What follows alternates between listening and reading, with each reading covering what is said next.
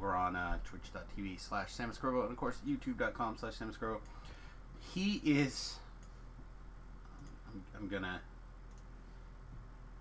he's struggling with the first fights in the house in the Maybar event. So we'll wait patiently and see if he gets things knocked out. But yeah, I don't know. We'll see how it goes. Anyway, I always like starting the Follow the Noob streams just a little bit before he gets going, so I have the channel established for the raids and stuff. So that should be pretty sweet. Shouldn't be too much longer, I don't think. Yeah, it looks like he's abandoning. Let's listen in here.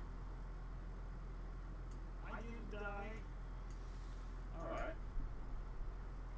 If your pre-purchase says it is pending but not completed, what can you do to resolve this? I would short-term just give it a little bit of time. It could be that, say, your bank or your credit card company or whatever you're using is taking some extra time to process it. But assuming that, say, it's been, a couple hours or whatever, still in a pending state, then I would get in touch with customer support to help out getting some of these done.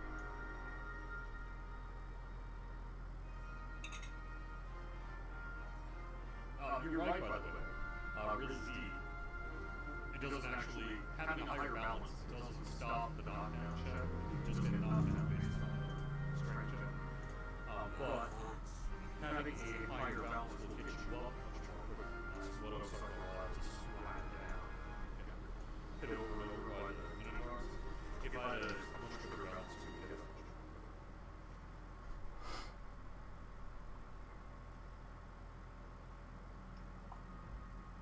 100,000 after applying memory and 150,000 total after tree ravishers. Thank you. From DDO PL6. So that is the spark cost.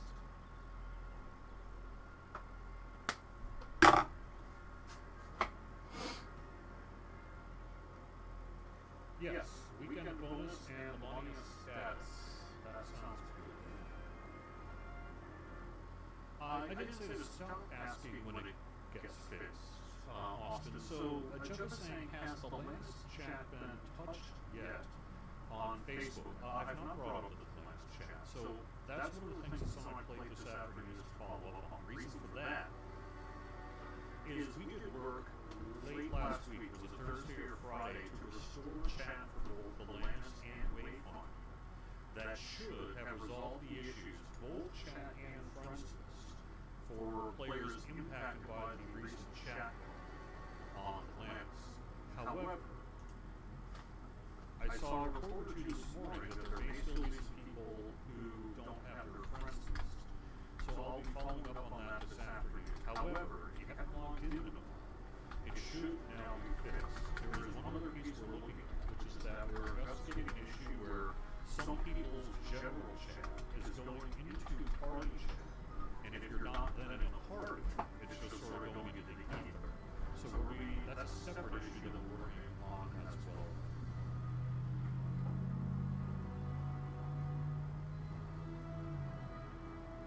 Yeah, so Monica, chat seems good now at the latest. Yeah, so for most people that seems to have fixed. It really wasn't until just, last day or so that we got a couple of things still not fixed.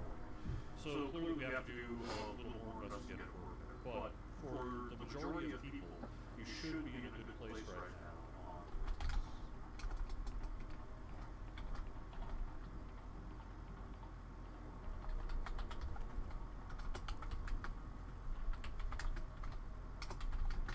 I like it how you skipped my question but jumped in on that question. Sorry, Austin. I only see the most recent 4 questions on Facebook. I thought you were talking about that person's question. Hey, Tlab, good morning, bud. I'll be jumping over the voice chat and stuff when Jerry's done here. Over in Facebook chat, and I will keep an eye on it. And I will do my best to answer your question here before the end of the show. However, let me do one other thing, just to tell you what the bonus is. Not that I really matter about the bonuses, but I like to hear them just in case, because people tend to ask me throughout the stream. Some people suspended in the game for no background of duping exploit. That is not my understanding. That is not my experience, nor is that the information that was received when that work was being done. However, I certainly understand that you feel otherwise.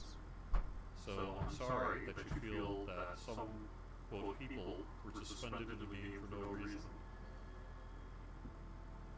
But the best advice I can give you right now, say through a Facebook response, just as a chat, would be to make sure that person does have a ticket in with customer support. You can appeal an in-game ban through help.standingstongames.com. I will say, though, that due to the severity of those violations with duping,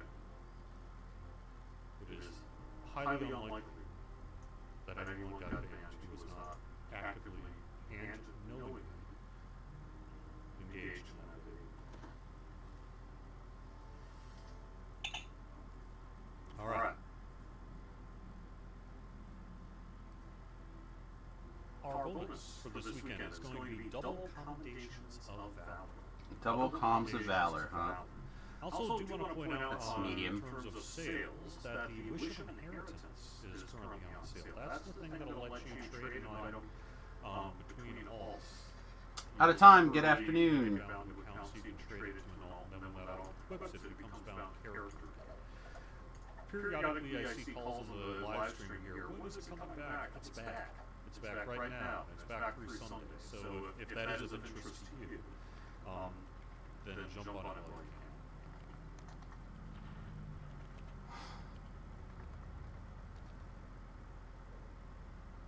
can. Are bans permanent?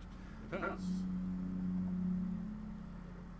For these? So, for anybody who may not know, on Wednesdays, I do a little show called Follow the Noob, and we raid the DDO stream over to our channel. All right.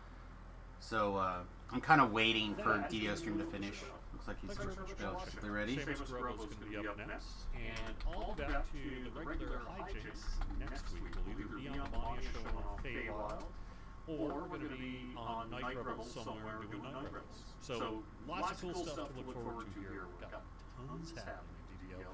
I didn't even get to the fact that we released update 47, so now we've got Legendary, Lord of Blades, Master Artificer, and Vision of Destruction here. You can find the release notes for that also on DDO.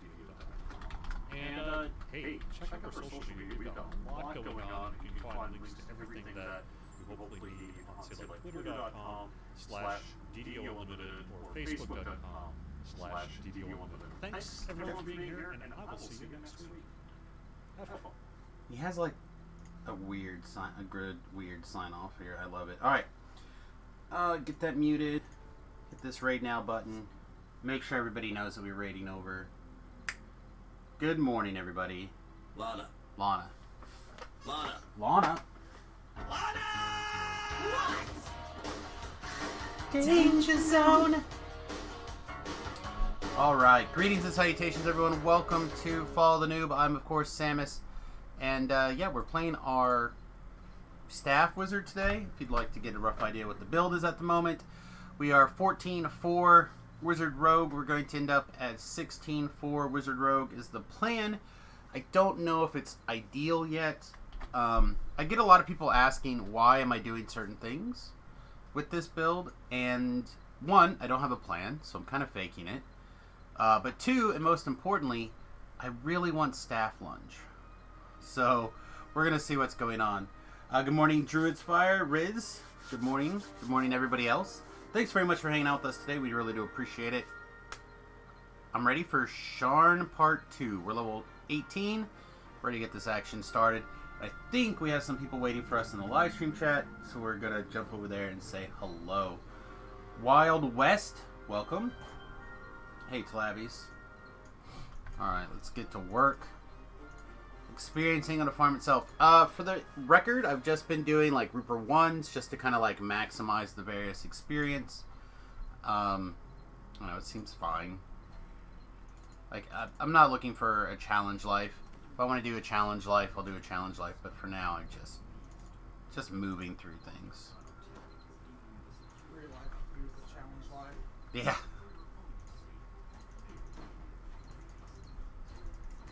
All these wonderful guys helping us out here. Wink.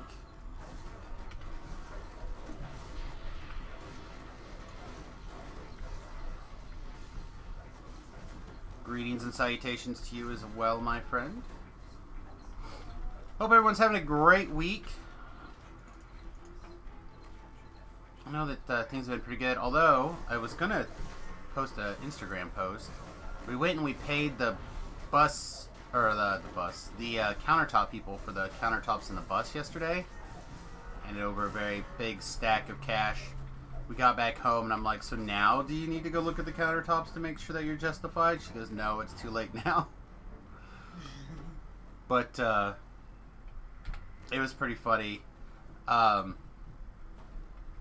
guy started counting the money and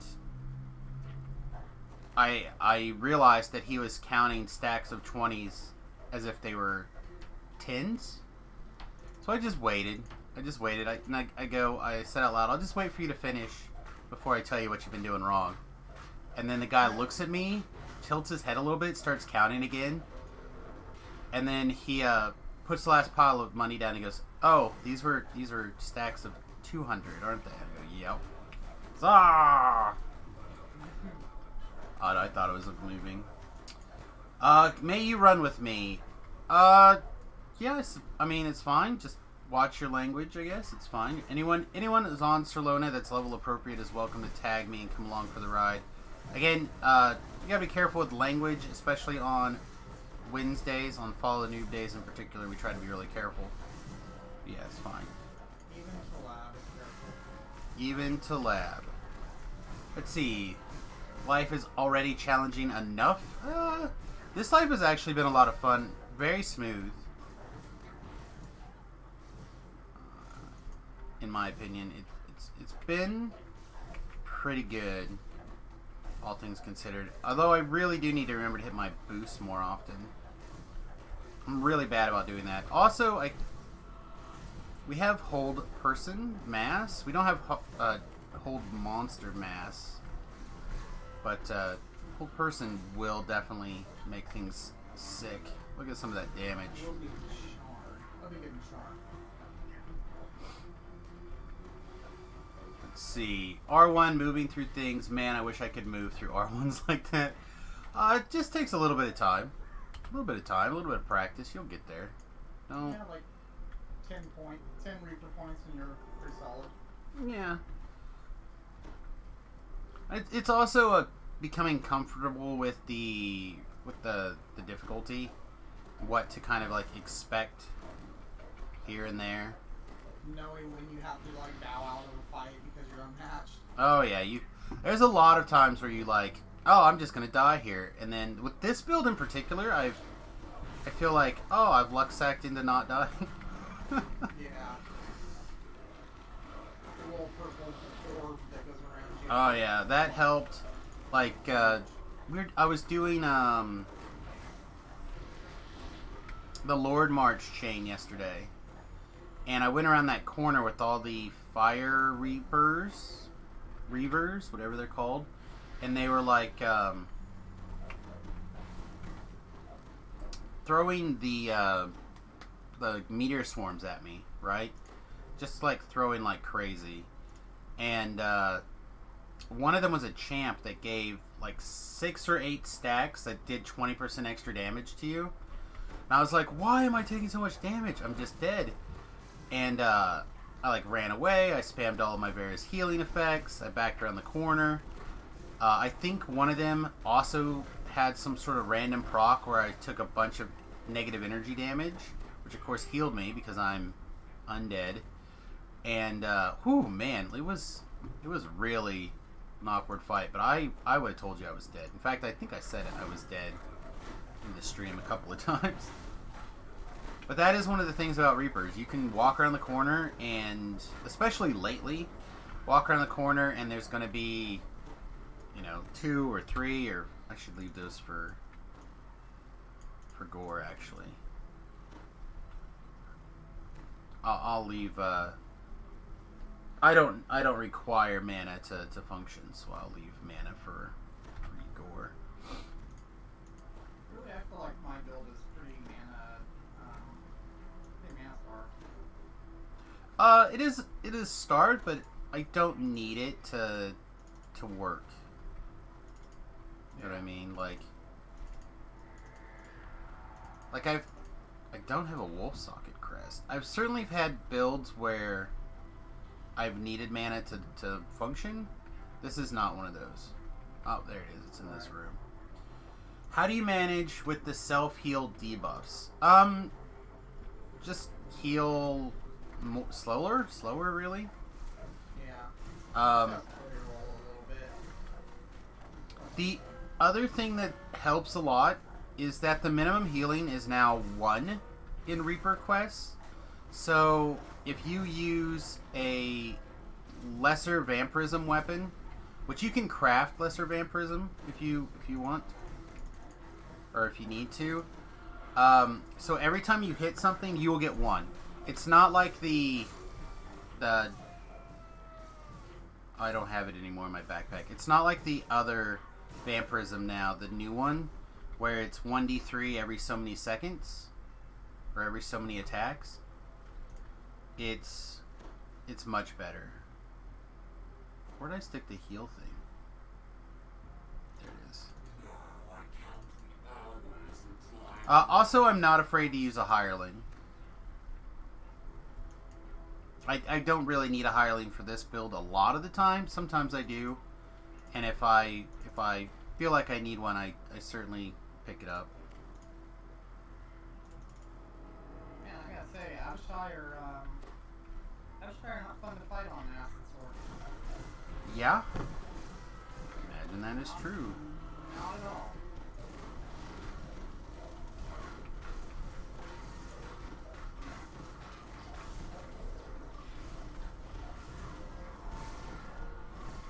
No. I keep trying to hit the 0 key and I end up hitting the 9 key by mistake. That's like my biggest expenditure of mana of late. Oh yeah? Yeah. It seems like the mistake I've been making the most lately.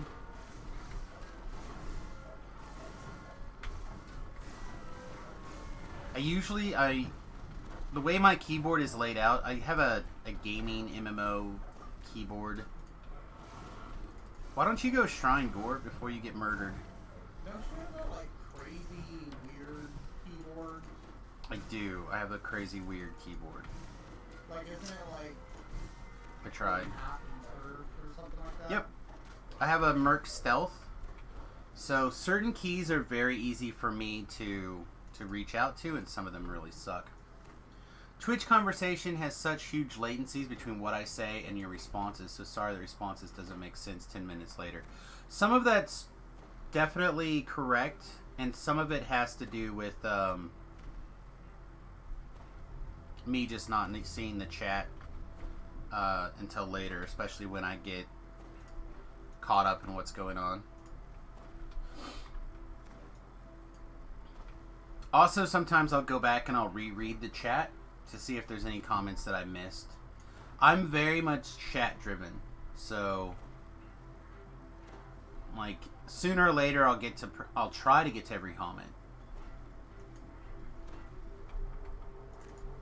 It is my goal to make sure that I at least read, if not comment on every single comment.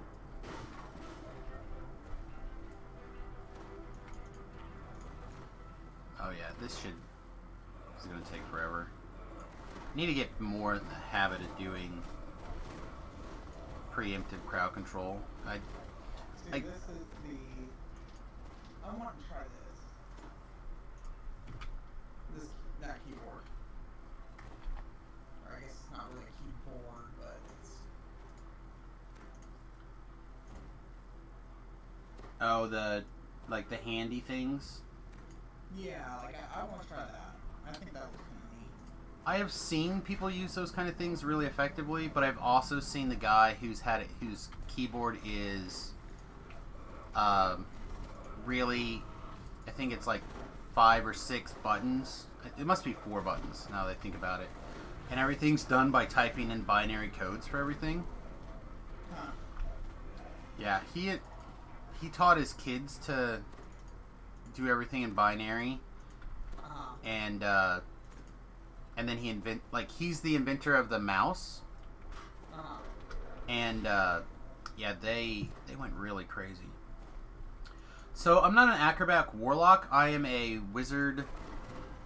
I'm a wizard acrobat type build. I threw my enhancements up there for a second. To kind of... What? Did you get the key?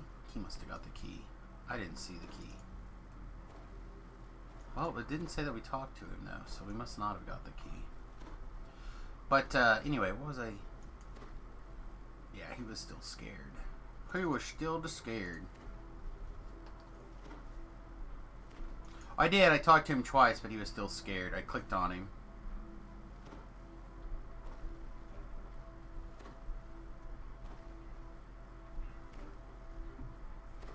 Make sure this is going. Yeah, and then Gore picked up the...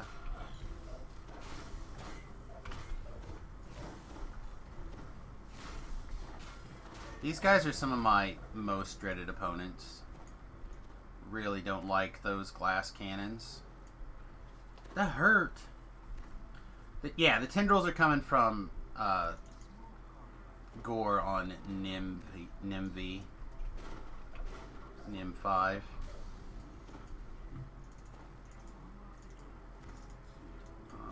There.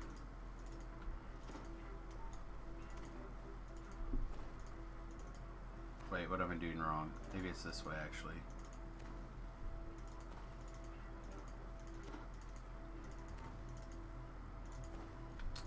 Oh, DDO, your clickies are the best. Alright.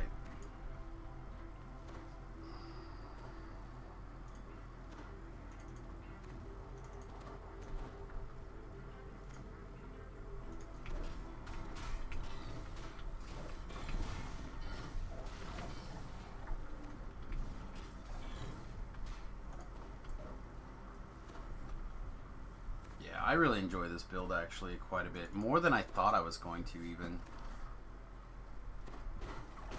Like, I knew this would be a build that would be up my alley. I don't know if the level split's correct yet, but it feels okay so far. Yeah, I'm feeling pretty mean about mine. It's okay, you know what I mean? It's functional.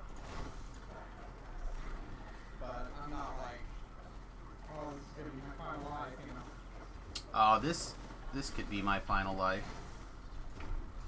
Like, it's very close to everything that I'm looking for. Come on, give me one more heal. I mean, let's be fair here. If it has a wizard symbol, it's very It's close. already almost perfect. I agree. It's very close to correct if it's got a wizard symbol. Gore, I left you a lost soul down there. That's right. You better go eat it.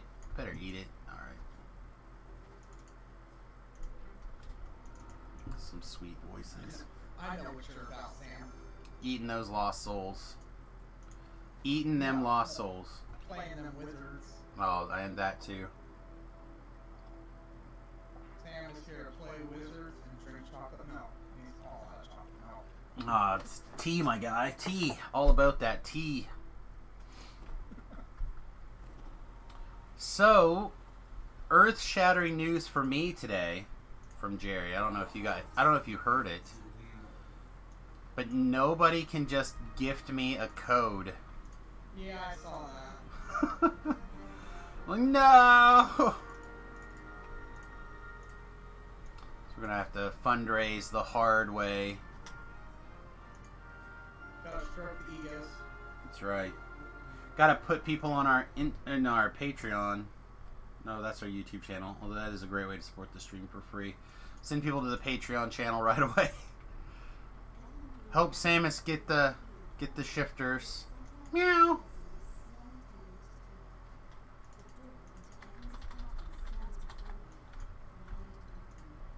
I don't know, I think I'm gonna have to make my shifter her into a monk just so I can use hand wraps on it. Yeah, it'd be good. I don't know why that irritates me so much. It just does. Because it's easy thing for you to be irritated about. I guess. It's alright, because Jabril feels the same. Yeah, I mean, the arguments are definitely there that there's an opportunity to do some really cool stuff, and I appreciate that they didn't go overboard, but I think they could change things too.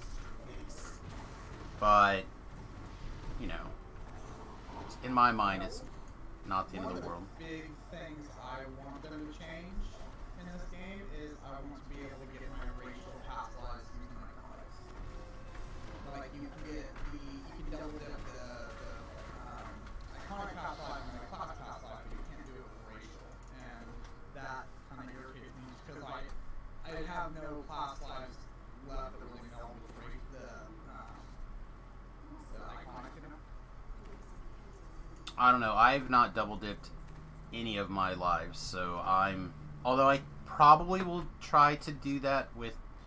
I actually have 2 Alchemist lives left that I misremembered. I thought I had done, but I did not, in fact, do.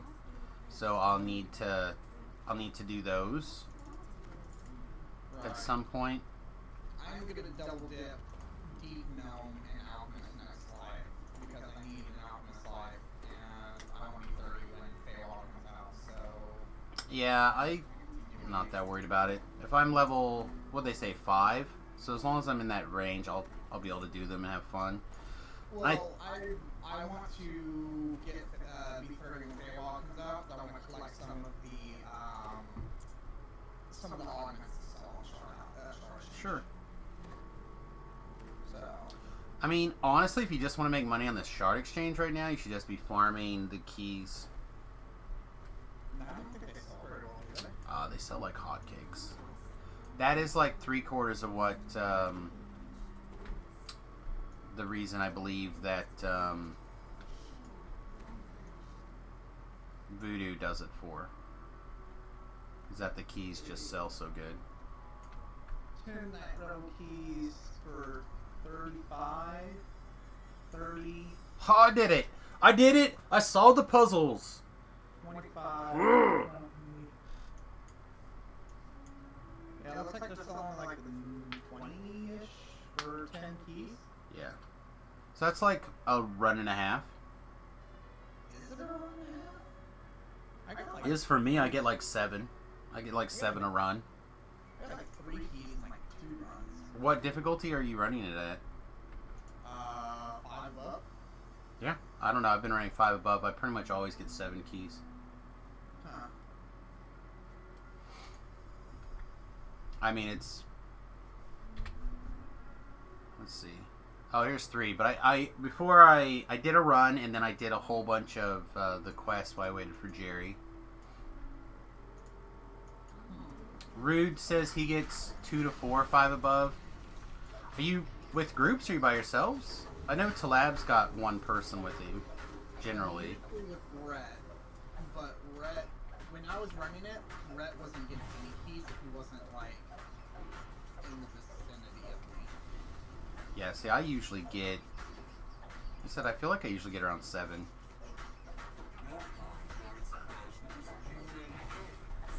Yeah, I don't know. I don't have that. I guess I can go run one and just kind of see what I get. It's fairly decent XP, I suppose, right? Depends on... It's like 5,000-ish. Is that it? It's only 5,000? For your first time bonus, it's more, but after that, it settles to about 5,000. Okay. Maybe not. Rag said he's also solo. Yeah, I understand. I'm normally solo as well. Like I said, I usually get like 7-ish. Well, you know, you get poo gold, you know. Yeah, I mean... I also have the Heart of DDO.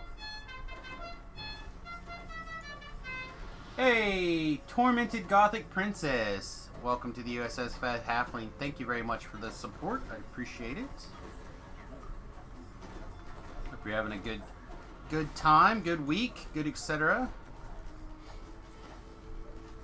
Hope you're enjoying running around with your unicorn horsey.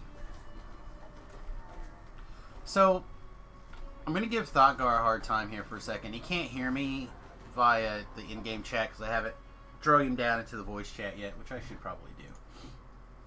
There we go. So now he can hear and defend himself in theory. But, Gord grabbing the... Oh, I love this blabber incoherently. Gord grabbing the aggro is great for me, because then I get to do my sneak attack damage, which is awesome. And I can't heal him because I'm in, like, a Tensor's Transformation, things walk around mode.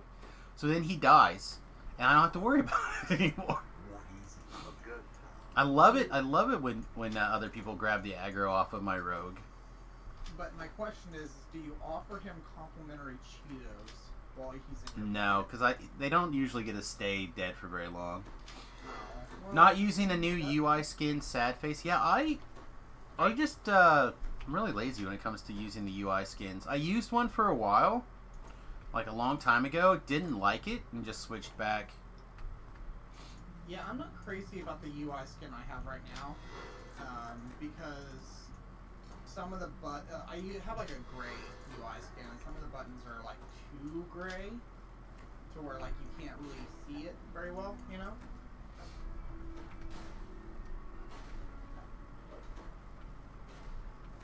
DDO's first professional UI should try. It's a set of 3. Yeah, throw a link in the chat. I'll take a look at it later.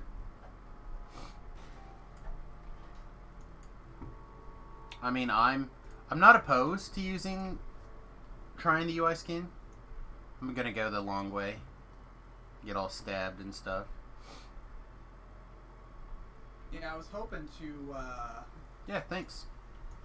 be able to run Sharn with you this morning, but I went to bed super restless, and I did not get around to doing anything. And like I said, I ended up doing part 1 last night, so. Yeah. Well, that was my plan, was like I was going to try to knock out... I was going to try to get to 17 and then knock out part 1 last night so that I could run part 2 with you this afternoon.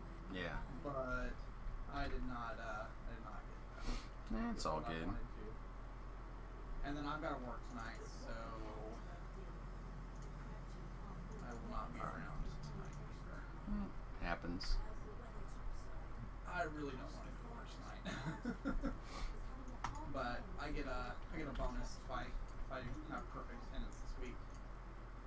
Yeah. Because apparently they are having problems with employees showing up to work. Well, also Prime Day, I imagine, is a thing. Well, that's why they're offering the bonus. Is like, hey, we really need you to show up to work this week, so we're going to give you a $100 bonus if you show up to work. Yeah, sounds good. Yeah.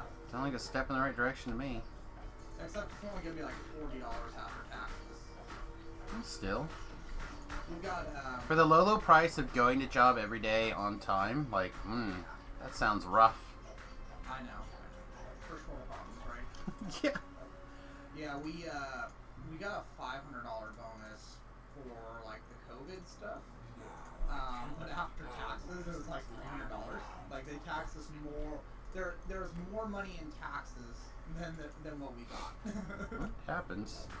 Because of the way they issued it. You know what I mean? Like the government taxed like super heavy. So. California or both? Both. Like I said, the one thing government will do is take their money. You just holding it for them. Yep.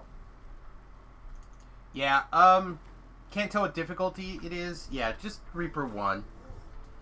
Just trying to kind of move through things, maximize the various experiences. I'm not very likely to pick up a Reaper point for a while. I need 30,000 Reaper experience. But Tobrel is back, so I figure if I can get to level 20, I can make Tobrel Carry you through some legendaries for. yeah. Well, last I looked, he was like level 21 or 23 or something. So, if I get to 20, I could take a day or a stream or something, hang out with Tobrell and Beef, I presume, and whoever, and knock out some stuff. He is level 24. Yeah, if you have questions or whatever, I'll do my best to try to answer them. And I won't give you the DDO party line answers like Jerry might. So if you have like a question, The DDO party line answers. yeah, I will answer like legit and as honest as I can.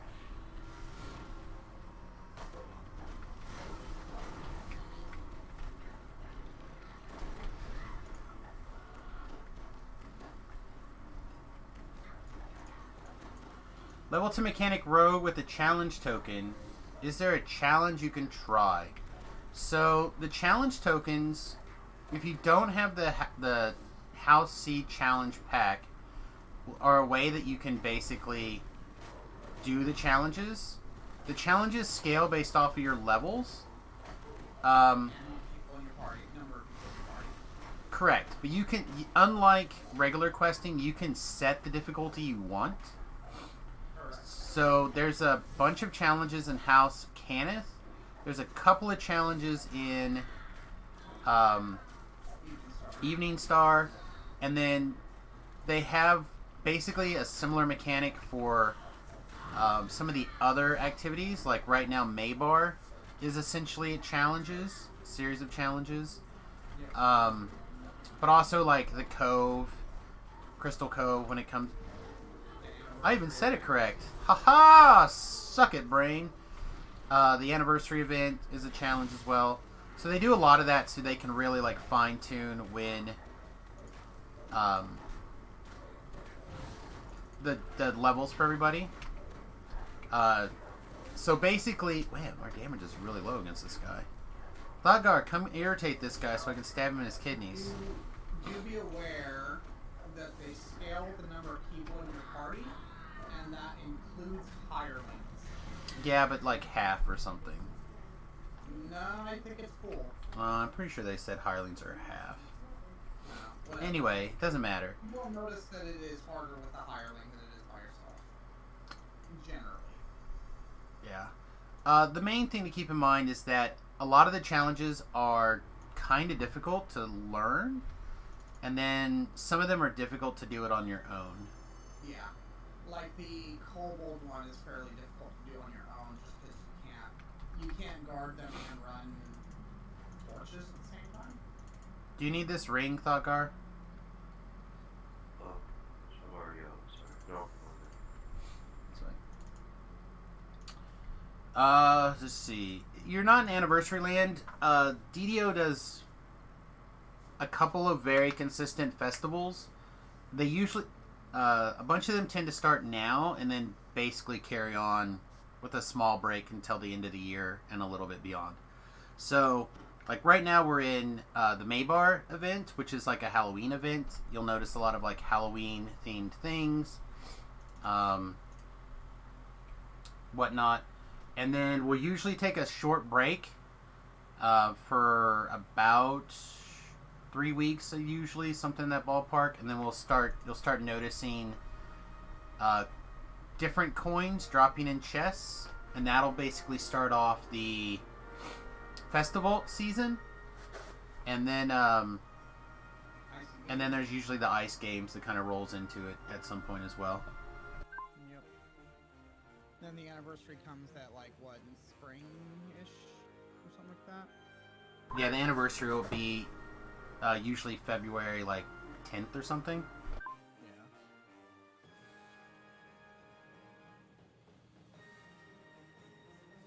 And then somewhere in that ballpark will probably be season 4 of the hardcore server as well. They said that they were gonna wait longer for... If it does not come back up by the end of February, I will lose my mind. I really think it's going to be crazy. Old school players still call it Maybar. Yep. Is it not Maybar still? I thought it was, but... Oh no, it's Night Rebels now. Oh, it's Night Rebels now. Whatever. Maybar is becoming pro Terminus.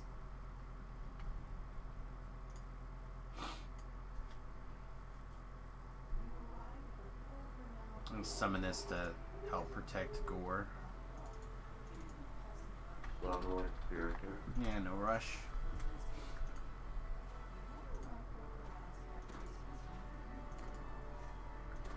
I don't know, if someone were to say Night Rebels, I would know what they're talking about, but I guess I would never think to call it that. You Neymar, don't you? Yeah. Like, what? What are you talking about? Oh, Maybar? I gotcha. So yeah, anyway, back to your question. So what you want to do is every day, assuming that you don't have access to those and you're still kind of like getting into the challenge stuff, you want to go pick up those. There's a challenge token provider. You definitely want to go pick that up every day. And then if you can find a group to kind of help show you the ropes. I don't think I have videos on doing the challenges in my YouTube series. I have pretty much every other quest from 1 to 17, with the exception of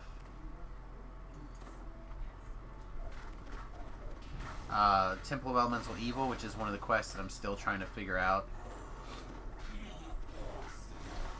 But yeah, we're at that level. I would run it with you, but we're never at that level together. yeah, well, that, and I'm going to try to make Tobrel teach me a little bit. Tobrel and Distributed. Yeah, too. Like that plus. Yeah, I just... The only time I'm even interested in doing it is either to farm up the other quarterstaff, or to get the favor on the hardcore server. That is literally it. Yeah, or Yeah, rips. That was a rough death. That was Rips. A rough death. Alright, we'll leave those. Not as rough as the ongoing and coffee death, but it was rough. That's what happens when you step into a quest on the hardcore server, my guy. You expect your friends to get you back, Hey, I did everything I could to save you. Also, you were the one that changed the setting. If it was elite, wouldn't have had any problems. You were the one that was like, yeah, let's do this on Reaper. Yeah, not a realization. We can point fingers all day long, but I'm just saying, I did everything I could, including taking a death myself to save you. You did. And Forehand did try to throw a potion at me. Wait, if you buy the challenge content, you get unlimited access or somehow limited farming. So, how the challenges kind of work are weird for the House Cannith challenges. So, you can buy the pack, or if you did the DDO free quests, I don't know if the challenges are included, actually. They are not. So, anyway, you can use one of the free challenge tokens you can get one every day and enter one of the quests for free. You can stack them up, store them up, etc. And then do like a whole bunch in one day. But but also inside the challenges, they have what they call like challenge dispensers or something. And you can gather up those tokens and get help in the quest. Usually they like drop a buff, or sometimes you'll get a well, I was thinking not the buffs. I was trying to think about the the minutes of time. You'll get like parts, Barrels for the coals. yeah, different things. That can be a lot. Yeah, it's definitely something I need to get in the habit of going and earning again on the hardcore server from the very beginning. That needs to be one of the first things I do is go grab. I used to pick them up every day. I'd like log in, do my daily roll, and then like go grab a challenge token, and then I just stopped because I don't know why. Well, I don't need them for live. I just we, for example, needed them a lot on the one in particular of the challenges. One of the Kobold Islands, you have to get really lucky on not, like, getting parts and not killing the kobolds. And having 2 or 3 of those tokens that you can turn in kind of makes a difference. I probably should run them more on live because you can actually get experience pots for them. And then, like, you know, I mean, it's a little experience pot, but, you know, it's, you know. Okay, here's it. 2 or 3 runs, you know. Yeah. So there's another question here. What I'm trying to figure out is if the challenge content is like Night Rebels, just no keys involved, the content is purchased. So the ones that are like that, the answer is yes. So, like, you don't have to have keys to get into the House C challenges or the challenge tokens once you own the content. I mean, here's a thought, okay? And bear with me, here's a thought. Why don't we just go run more for him? Sounds like something I can do in a second. Yeah, like, you know, we go run Rushmore real quick, and then show them how they work.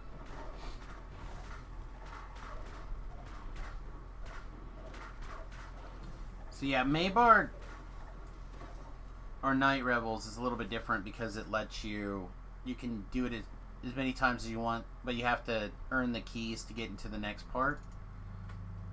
It's a slowdown mechanic, not a try to buy the content mechanic, where the challenge tokens are very much of that.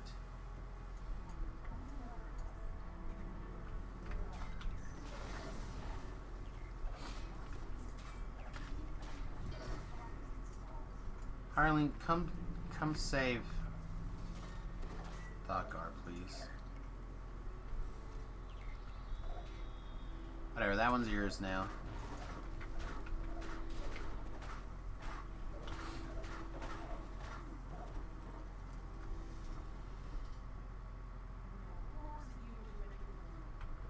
I would not consider them an alternate leveling path unless you just, like, really don't like a certain level. Yeah, he's not great in them. They're okay, but it's really more of a, in my opinion, like there's some interesting gear at certain level ranges in there, including some things that I would even consider must-gets, like the Frozen Tunic's good to have one around. The Blasting Chime can be okay. I actually farmed up a Blasting Chime for the first time. Wow, my hireling just literally refused to heal Thakar. It was great. Like, I even told it to. Still didn't heal him. Really the main one are the bracers at level 3. Yeah. That gives you a permanent dodge at level 3. The low price of putting on a pair of bracers. So... But then you usually take it off at level 5 to put on your chrono bracers. I usually don't, but it's fine. Those things usually stay on until 10 or 11 for me. I like the out of shy set. Yeah, I almost never care. I'll usually put on the baby out of shy set if I'm on like a melee, and then the big boy out of shy set if I'm on a caster. Alright. I'm gonna take a second and go show off the challenge things. The House C challenge. I'm almost done with this quest, but I probably won't be done in time, so. Alright. I was kind of hoping I would be, but... Well, it'll take like a minute. So what I'm going to do is I'm going to show one of these quests in particular and kind of show off some of the mechanics involved, and then I'll probably just go back to getting that XP. But so over here in the House Seed Conclave, the House C house, there's this chick, and she'll give you a universal challenge token. Now, if you look up here, you're gonna note on the map, you're gonna notice lots of these different stars. These are the challenges. So House C has 1, 2, 3, 4 different cluster of challenges, and you have epic versions, which I think there's 2 for each cluster. Correct.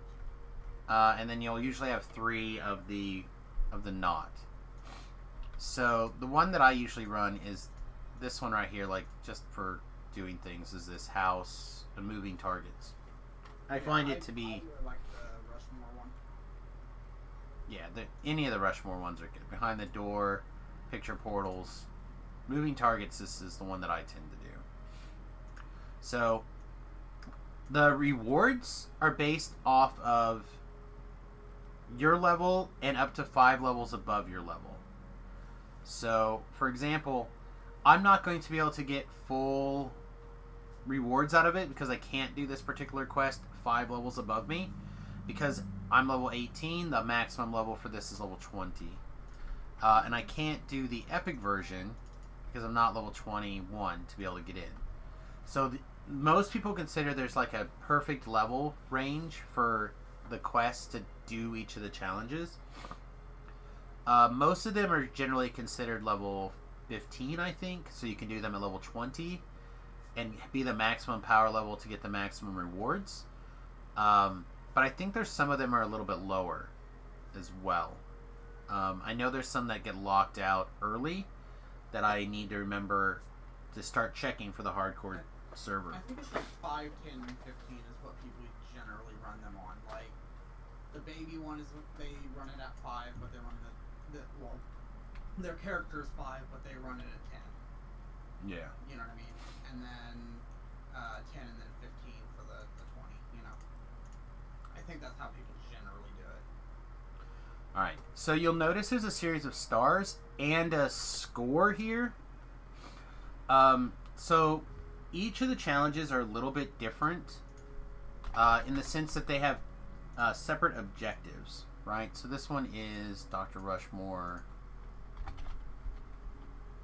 and I've got moving targets lined up here. So moving targets. So if you look through here, you have to defeat at least one boss to get your first star, and you have to have at least 1 star to be able to get a reward, right? To get the experience, to get the rewards. Optional number 1, defeat the other 4 bosses. Optional 2, open all the sealed gates. Optional 3, activate every portrait of a Warforged. And the hardest one is kill a boss in the bathroom. Not that that's difficult to do, it's just that it involves random generation getting a boss to the bathroom. Now, as you kill monsters, do the objectives, stars, etc., you're going to increase your score. And the score, depending on the quest, you're going to get your rewards based off of your score. So in this case, this particular one gives 19% to your total score. So like the more monsters you kill in the quest, the more stars you get, the higher your score. Your reward is going to be 19%. Some of the other ones, like I said, are going to change. So like, let's look at Extraplanar Palace, for example. Different set of objectives, different map, etc. But now you're going to get 83% of your total score. Okay? So that if you're looking to farm materials, you have to keep in mind what your score is and how you're getting your reward. That's one of the challenges with the this system. All right. So two things to note is all the Rushmores are going to be the same map. All of the Extraplanar Palace are going to be the same map. All the Cobalt Island are going to be the same map. So once you learn the map, then you're pretty solid. Yeah. And then as he was saying, like, kill the guy in the bathroom, what I will say is that there's a little bit of strategy to that by the way you kill the bosses, because the orc and the succubus are more likely to go to the bathroom than any of the other bosses. So if you kill the other bosses first, and you wait for one of those to go into the bathroom, you're more likely to get that star. Yeah. Well, Maybar's up now, so... And I can show you Maybar here in a second as well. Alright, so anyway, let me jump in here. There is the universal token. So I'll just show you one or two things about it here.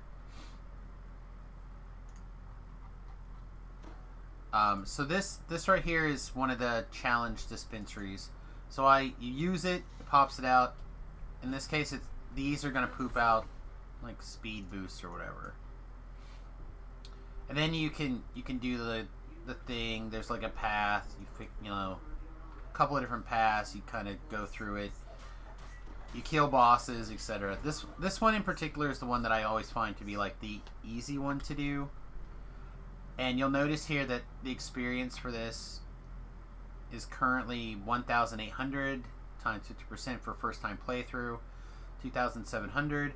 I believe it changes a little bit based off of your score as well, but it's usually not enough that I care. And you'll notice that we have five scores so far. Depending on the different quests, you'll get it for different things. So like in this case, killing enemies will increase your score. In some of the other ones, it's like the ones that are mining quests, your score will go up based off of how many gems you've mined, stuff like that. Alright, so let's look at Maybar really quick. We can pretend I finished this quest if you want, but I don't care that much. Boop. Good job, Sam. You finished the quest. Yeah, I'm the best. Well, let's not make these wild accusations. Is there any challenge action that reduces the score you get at the end, like healing, too much, dying, etc.? I don't think so. No. Alright. So, not completing the main objective will reduce the amount of XP that you get. Yeah. Alright, so here's another scenario, right? Like, the Night Rebels, I'm going to step in here to the Night Rebels challenge event. This case, I can do my level plus 5, so 23, because I'm 18. Primary objective, do the dungeon. Pays out in chocolates.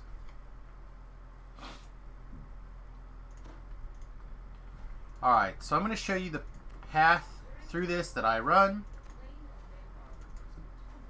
And I'll go ahead and do this quest. So I'm going to make these guys mad. I'm going to come through this pile of water right here and make these guys mad. I'm going to go over this hill and make these guys mad.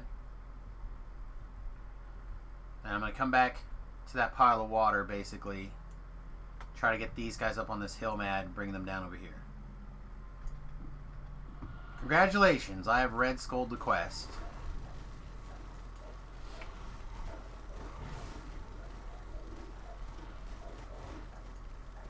So now we're just setting up here, chopping firewood.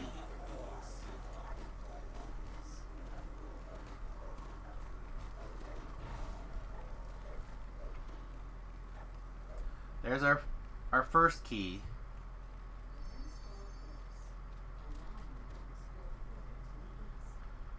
Get these guys mad at us. Oh, Gore jumped in, so we'll see how many keys we get this run, if it's significantly less. I'm gonna go fight these guys. And I'm gonna continue to take the aggro, pull all this stuff around back here, and get this guy's all mad at the same time.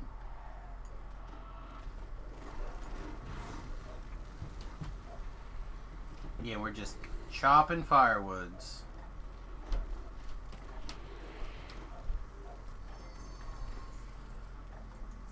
Okay, we've unlocked yet another star.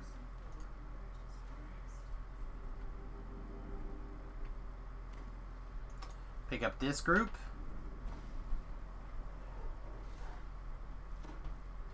There's a group over here usually, but it looks like this beholder activated them for us, so sweet of him.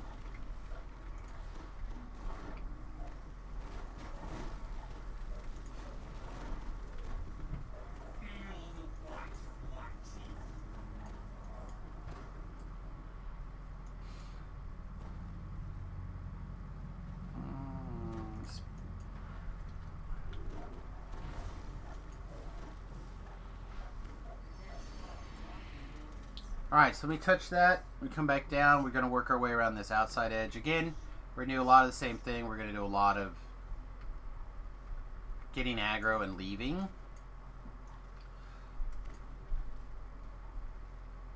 And then we'll firewall here. If you have the human casters, so if you're like level 15 or lower, I believe, you're going to want to have the groups be a little bit smaller just because the human casters will gust of wind out your firewalls if you're a firewall-er. Something to think about. But the post-level 20 stuff, 20 to at least 23, has not been a problem. There's not been any gust of winders. This is going to be a really light one.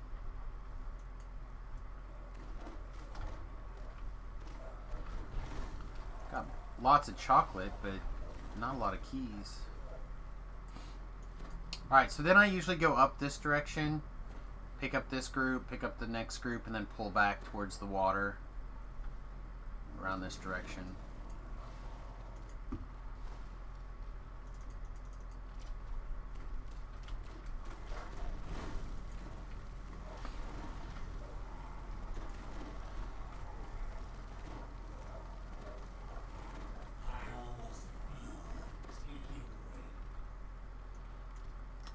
Didn't just Doomsphere didn't keep coming. Alright.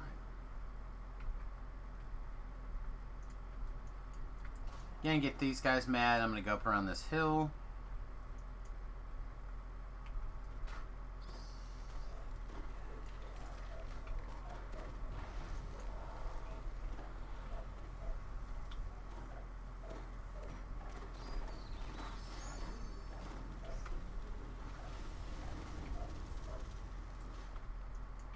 This is a bad run. Maybe it does have something to do with people in your party.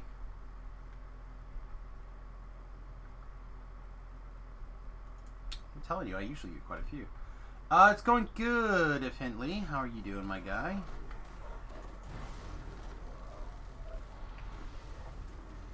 Just pointing people to the Patreon today so I can get my tasty, tasty hands on the expansion. That's all I'm doing today.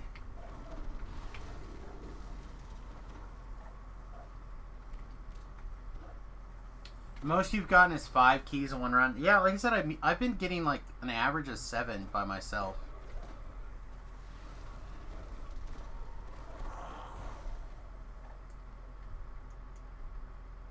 Just got 2 now. Voodoo did 9 in 1. They say the best run is solo with as many pets as possible. That's interesting. Yeah, I have been using Hireling in the past.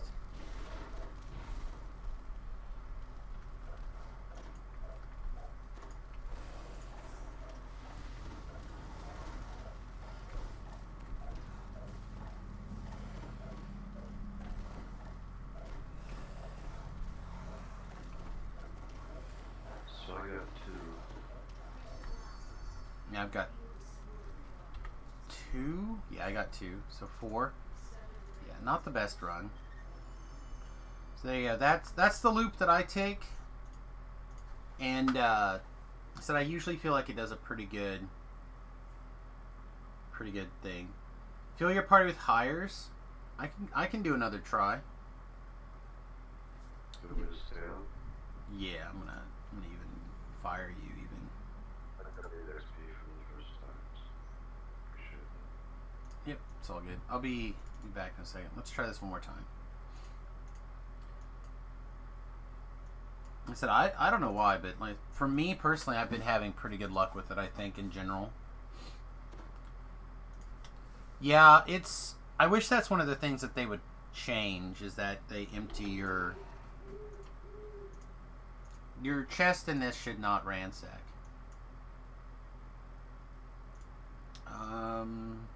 Yeah, well, actually that might matter, right? Let's do you and you.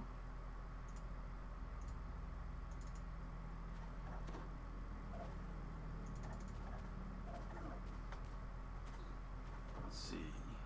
Actually, yeah, because these are level 20. Alright, I can't fill my party, I guess, but I can... Because I don't have the owlbear. My owlbear got lost to the winds of time.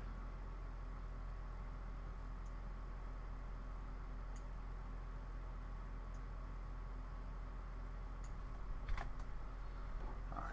I don't actually need you guys to do anything.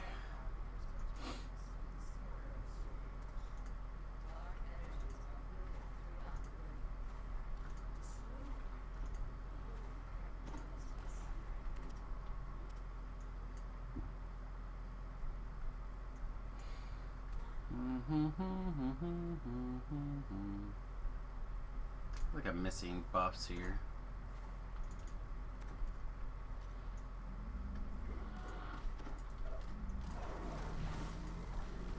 Yeah, I could do the black and white panther, but their minimum level is 20, or their level is 20. Which means I can use it, but that would reduce the number of things. Because I would have a person in my party that's level 20 instead of level 18. So I'd have to be doing the quest at 25 if I want to use those hirelings.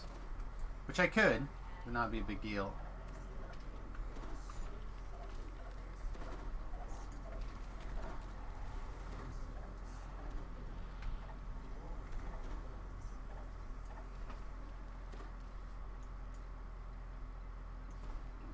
I got turned around. Oh, there's one more guy didn't get killed. Probably because the hirelings are... Yeah, the hirelings made it mad and it didn't chase me. That's my story. I'm sticking to it. Alright.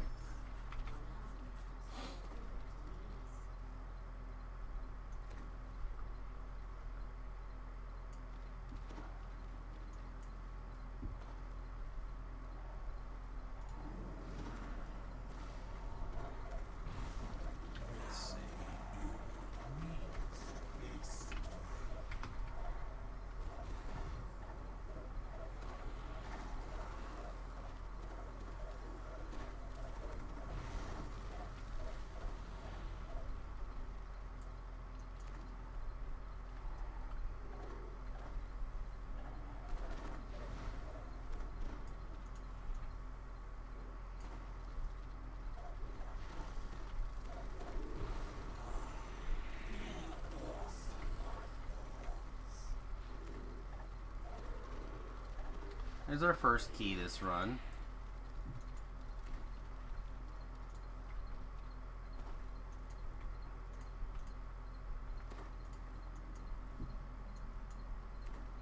Can you explain a bit about how my build works, like the enhancements I do for damage and what kind of spellcasting I do?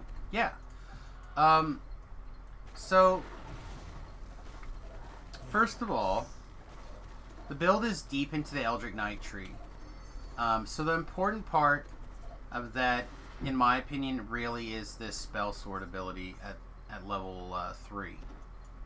It gives a couple of really important things, like it gives ghost touch as well as a bunch of extra damage that does scale with your spell power.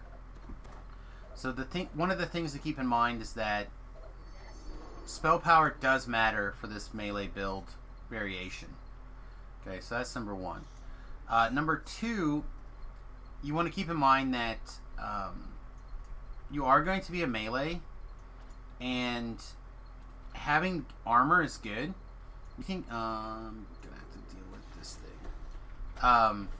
So like you have a couple of different options. If you're not doing the rogue frame, you can get up to, I think, medium armor with no spell fail pretty easily, which means you want to keep an eye out for a heavy armor made of mithril. Because that'll lower it a category, and that'll really, really help you out quite a bit. The other thing to keep in mind is you're going to end up picking up lots of arcane spell failure along the way reduction. So like there's 15, there's another 20, so now you're 35. If you put on a like a 10 reducing gem, you're at 45, which is basically full plate. Without a shield, and then if you do like shields, you can pick up an extra 5 from a shield. So like, you can be an armored wizard if you want to be with this tree a little bit here. Something to think about. I, however, am not. I am have the rogue frame going on, so I'm using light armor, which is part of the reason my MMR is, or my PRR is only 105 and my MMR is only 42. It's a little bit lower. So these notes are crazy, by the way. The notes are crazy. The notes for Lamania preview. Oh. Crazy. Okay.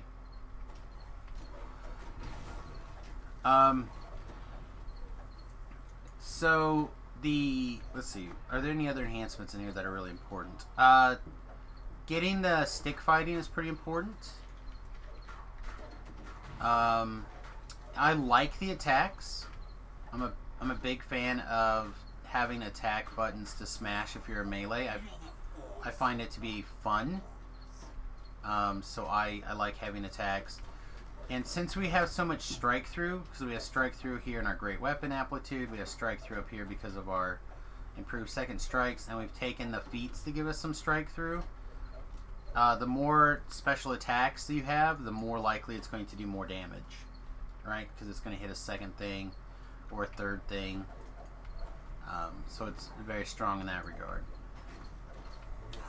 And then I'm a DC-based person. I love playing DC-based individuals, and because of the Harper Agent tree, which is a universal tree that you can unlock, it's pretty easy for everybody to have access to intelligence to hit and or intelligence to damage. I could rearrange these slightly now and rearrange this slightly and take the int to hit over here with Eldritch accuracy, but I don't think I care, because I still have to spend these 2 points in this tree, and I don't think there's 2 points out of this tree that I want to lose to do things. So I would still just basically do this exact same tree right here for the Eldritch, or for the Harbor Agent. Let's see. One last kind of important thing. I guess there's two last important things here for the enhancement lines. Getting to some sort of undead form so you can turn your blue bar into a red bar is kind of important for this build. But you'll notice I haven't gone super deep into the Pale Master tree. If I wasn't doing Thief Acrobat, if I wasn't trying to use the stick stuff and take advantage of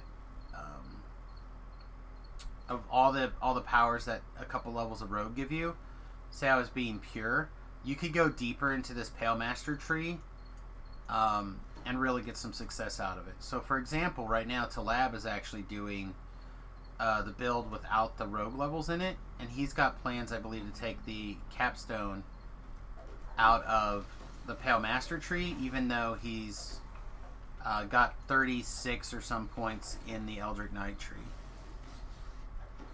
Right now I have... Where'd he go? Let me see. Yeah, I've got 36 spent in the Eldritch Knight tree, and I'm gonna spend 2 more.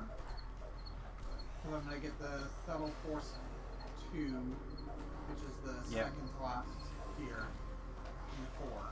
And then the Knight's Arcane. So, Alright. those are 2 that I will be spending, like, in the next, hour or 2. Also, with the hirelings, we still just got 2 keys. So, for me personally, I would just run it without the hirelings, I think. Like I said, I was getting closer to 7 a run. But your results may vary. Alright, so buffing, damage, etc. So I'm lazy. So I took heroism from the racial tree because it didn't matter. and it was a big boost early on. You could take this out now and put the point someplace else if you wanted to. I don't think it really matters too much.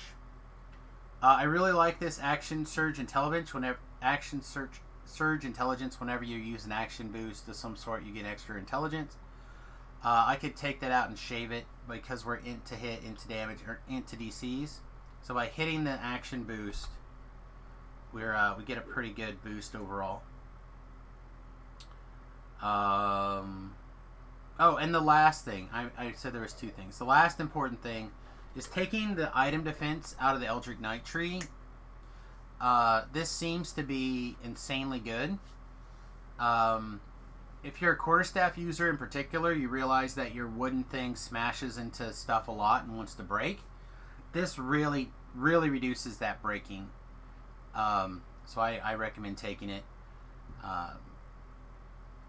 Just to kind of keep your quarterstaff alive. Huh? Quarterstaff builds is about the only time I ever take those. Yeah. But I do want quarterstaff builds because...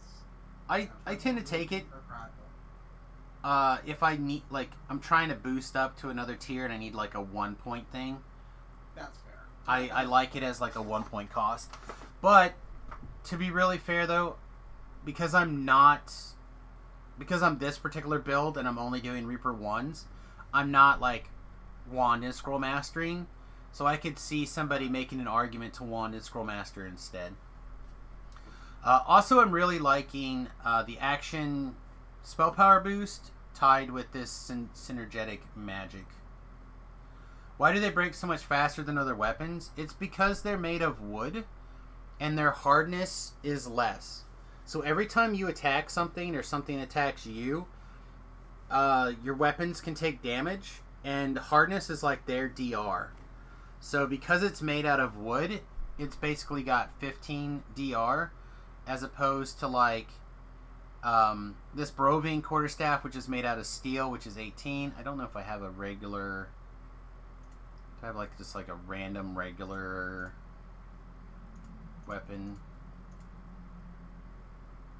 I don't. If I had like a regular random weapon, I would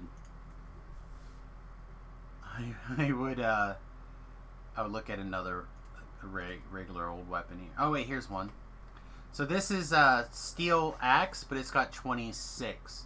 So that's why the quarterstaffs tend to break, because their hardness is basically half or even less than another weapon.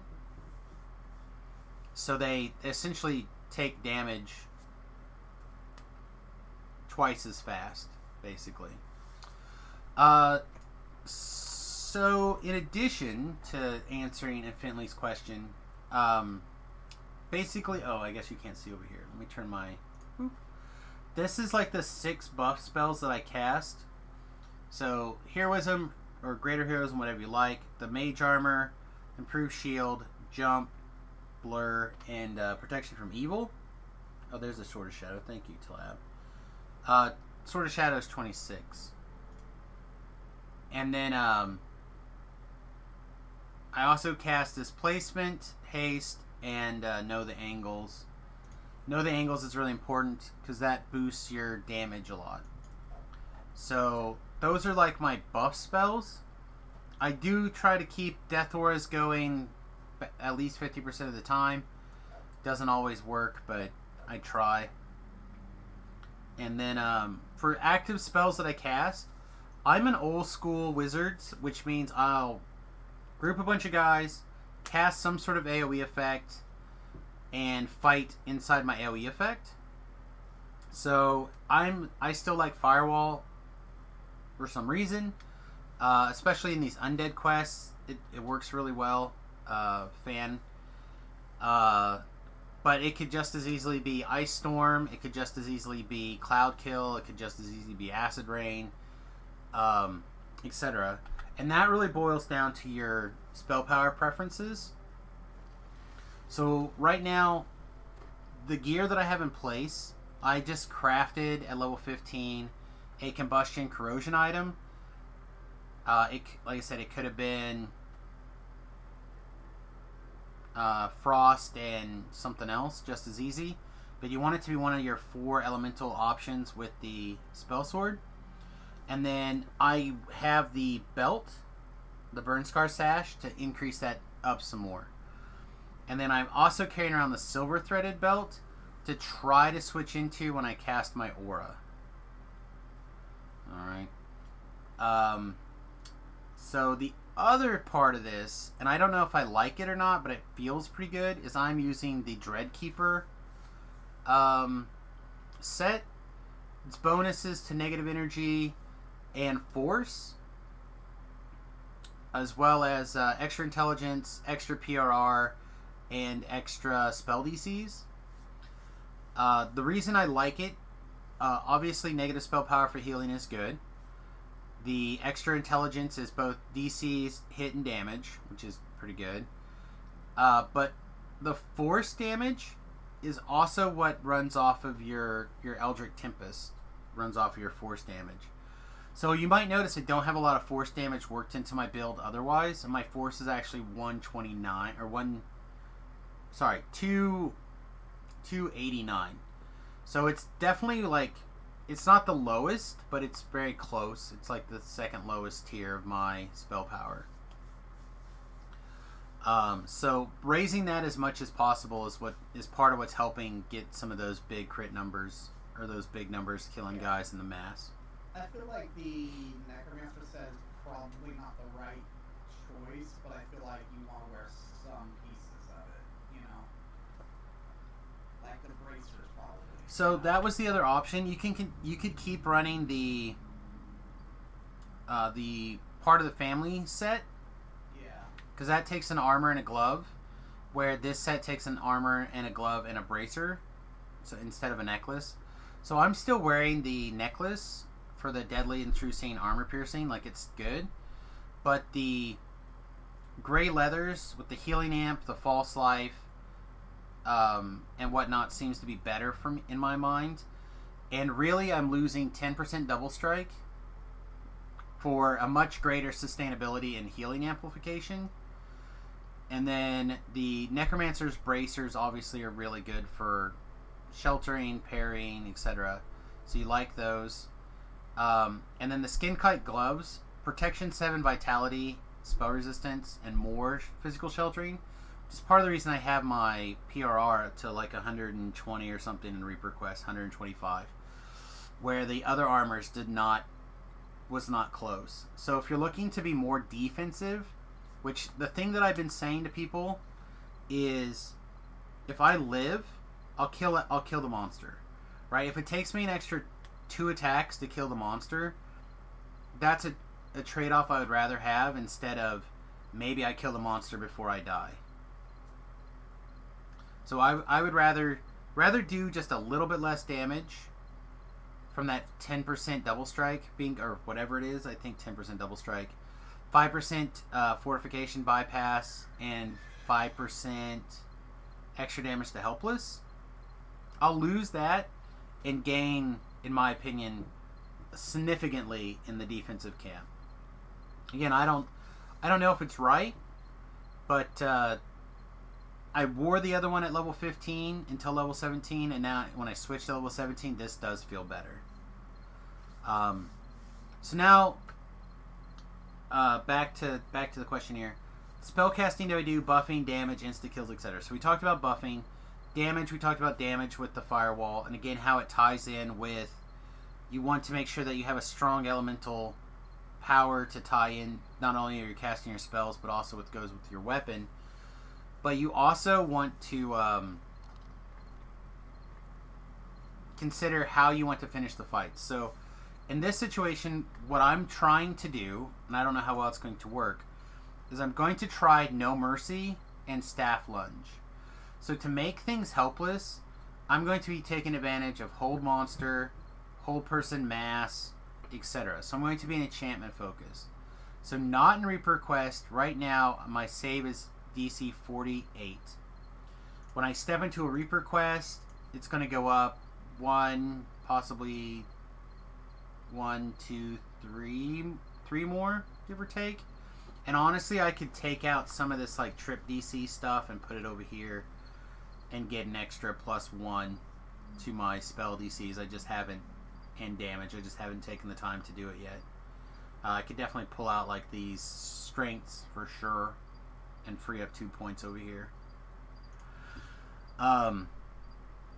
So that's the goal. I'm trying to maximize my hold DCs to go with things.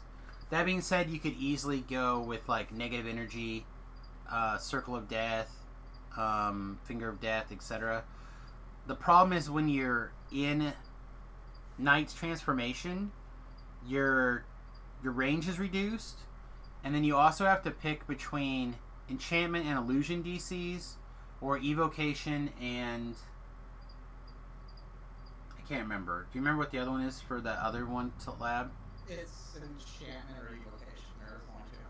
No, the enchantment one is enchantment plus illusion, and the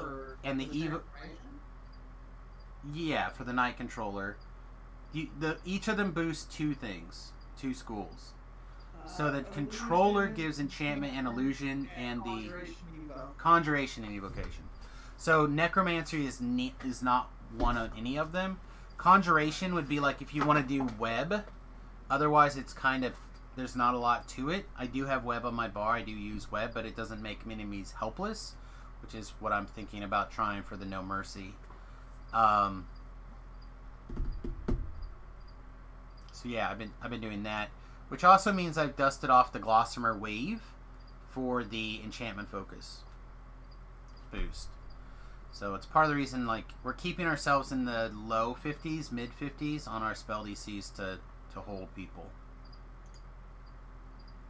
So that's kind of how the build goes together in Finley. Hopefully that answers the broad stroke questions. If you have specific questions, holler at me and I will do my best to try to answer them instead of talking more broadly on it. Sounds like an overlooked bug on the weapons taking extra damage. I'm pretty sure that they want quarterstaffs to break a lot. They are made of wood. Most of them, yeah. Wood is fragile. Yeah, some of them are pretty bad.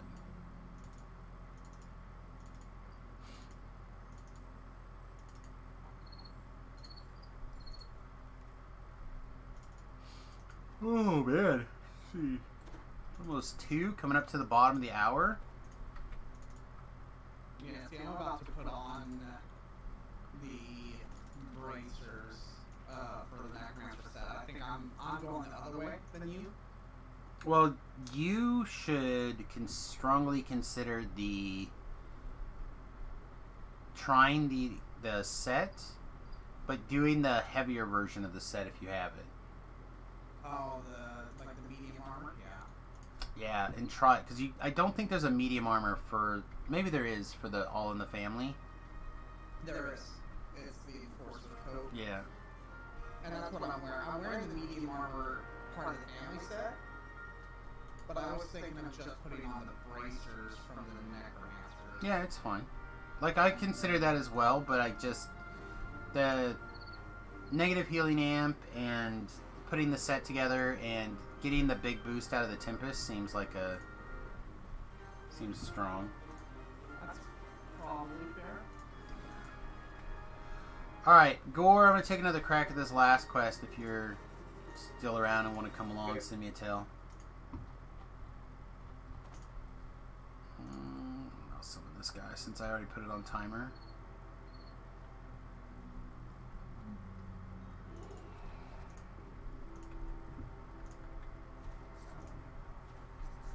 Don't have my staff lunge. I'm probably going to do a couple of staff lives, I think.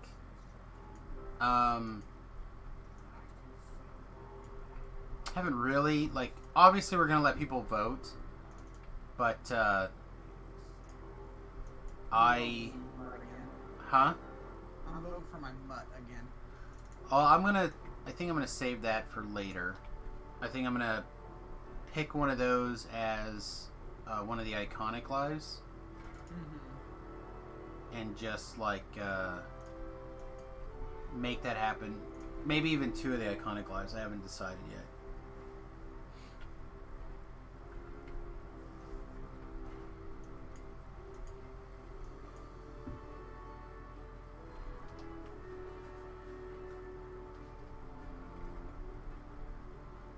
yeah, I think I just want to try it. I think I have a rough idea of the build,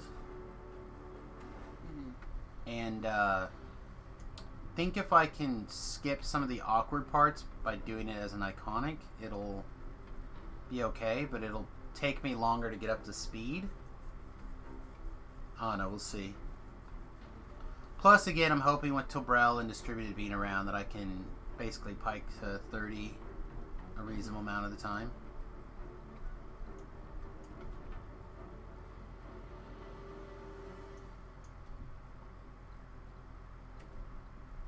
But we'll have to see. I may have to figure out a way to power level myself.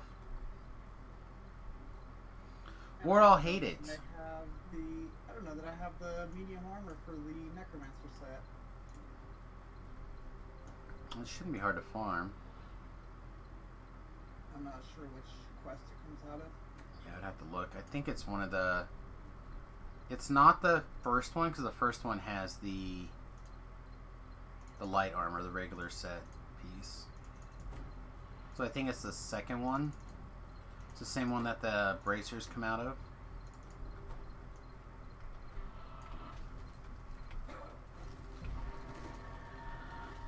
Unless she stepped too far away.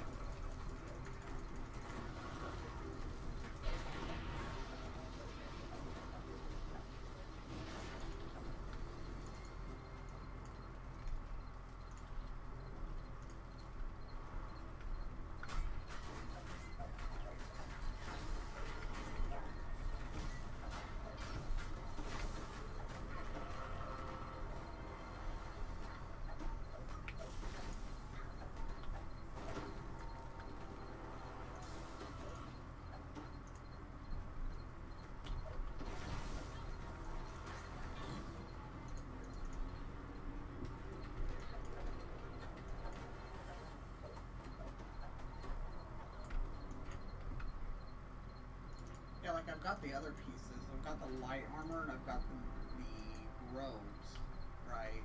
But I don't have the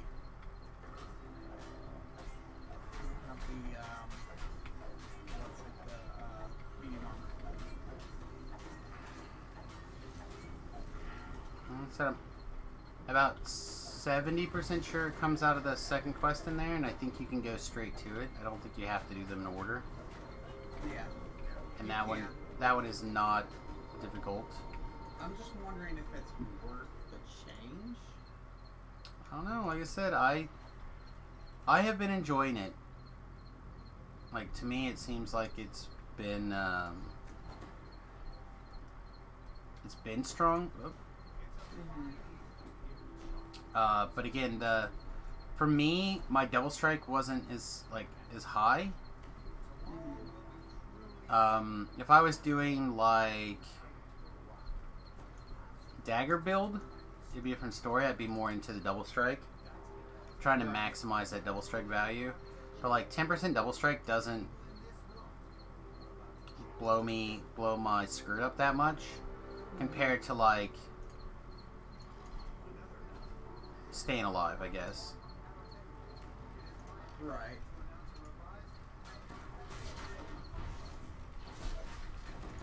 And again, I don't know how much you watched me do that second quest in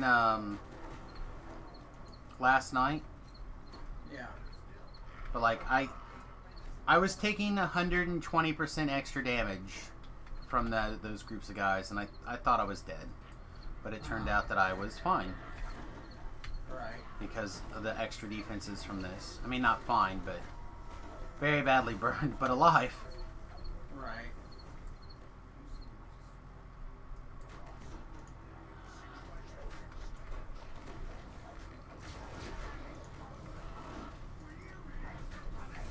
I mean, I guess I could put the light armor on until I get the armor.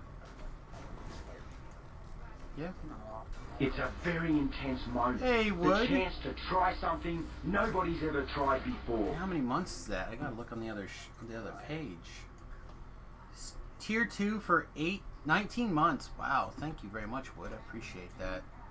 You are certainly helping me get the expansion pack for sure, for sure. we will try this and see if we agree with it. As I said, dude, I trying it and then seeing how it goes, and then I said so far I have been on board. The thing I'm having difficulty is finding like places to slot in my spell power.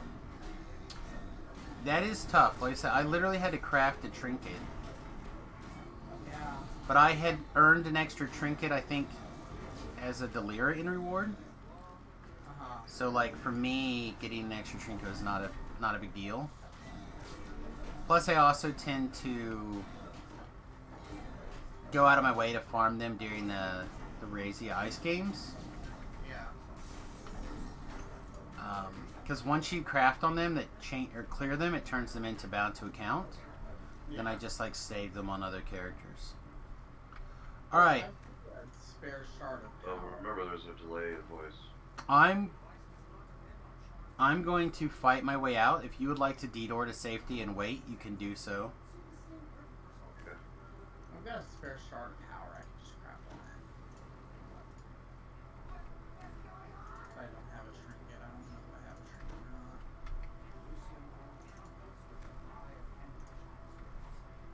not. Alright, everybody. So, what I'm going to do, because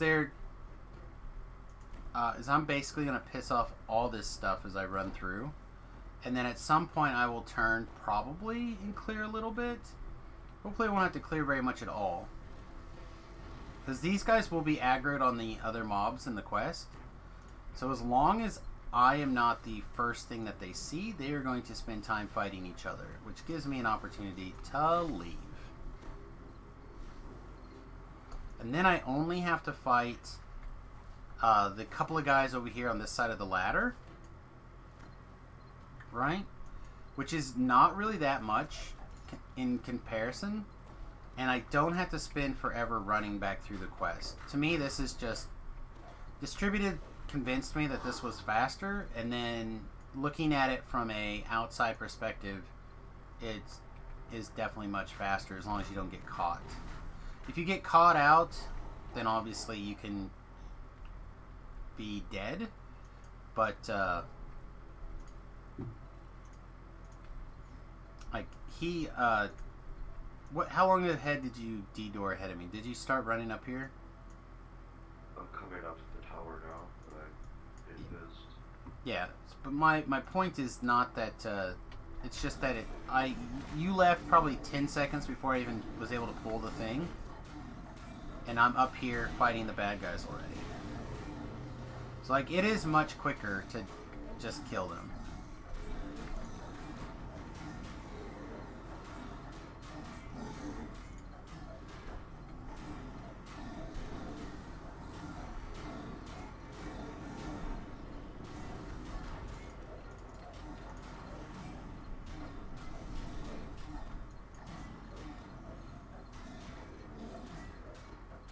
What is it that increases your force spell power? It's Oh, the name of it? yeah, Impulse? impulse. Yeah, that's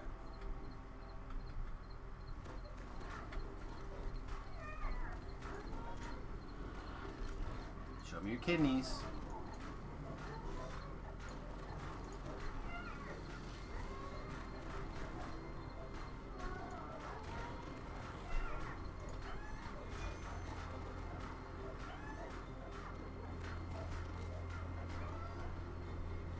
So I guess you made one for your spell sword damage and then one for force, right?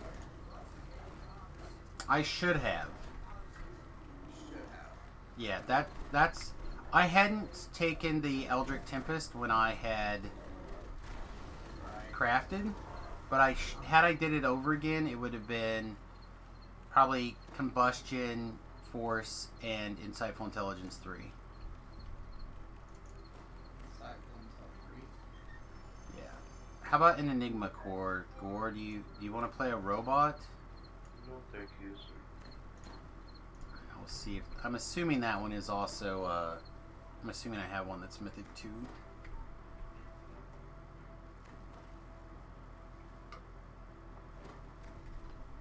Watch out, we're going to be level 19 pretty soon.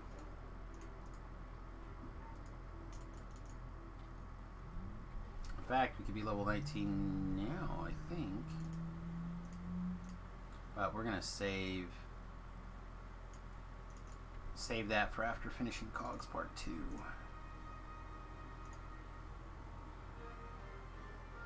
Woohoo! Gauntlets of Ogre Power! Yay! A level 9 named item for finishing Sharn. Sweet. No, impressive trophy. Alright. I'm gonna go start the second half of the cogs.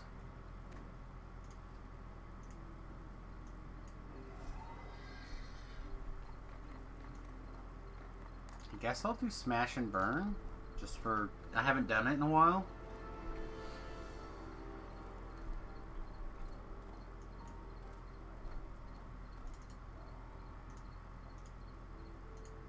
Ah, dinosaur face.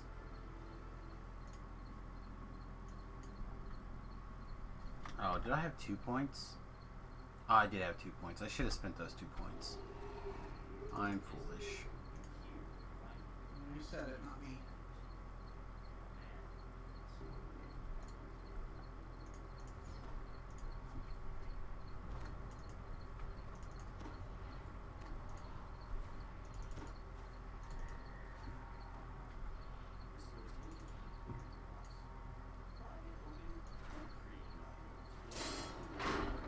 Oh, of course. I thought I was going to be able to jump through it, and instead I got right in the middle. I'm a master. I was trying to get the guys to come back because I want to fight on this side, so they get stuck in these traps.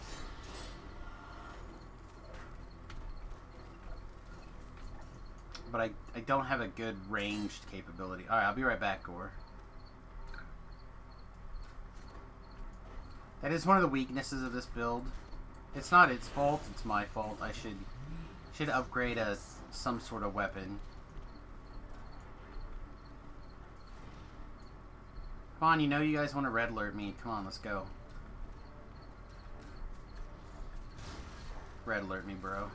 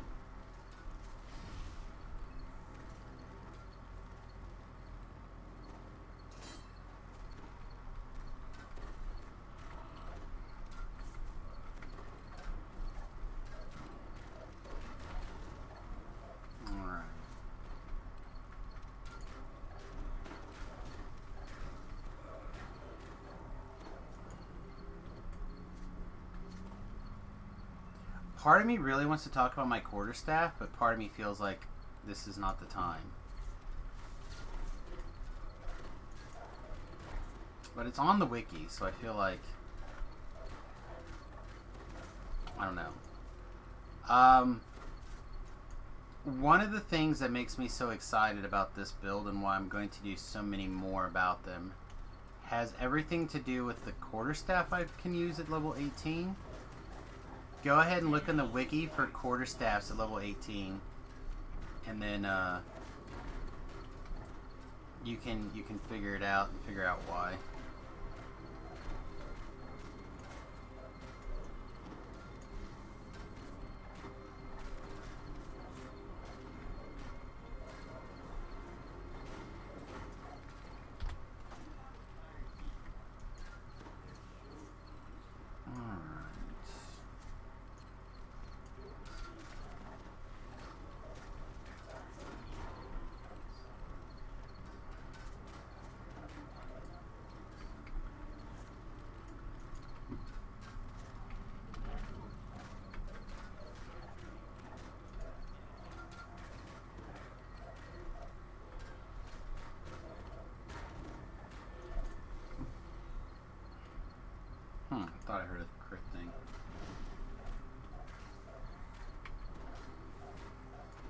Wood?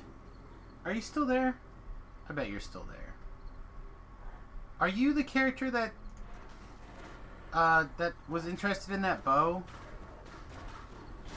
on Sirlona? And then I said if the Maybar event was going on, I wanted to upgrade it. Because I'm not sure if that was you or if it was James. You have so many different characters. I don't honestly know which ones are yours now.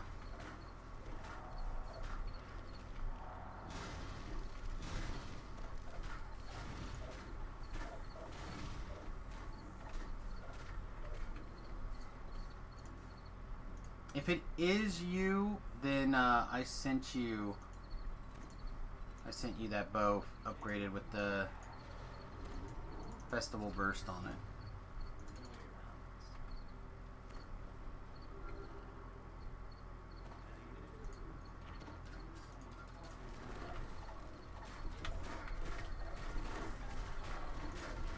There's a double Reaper room. Just come back.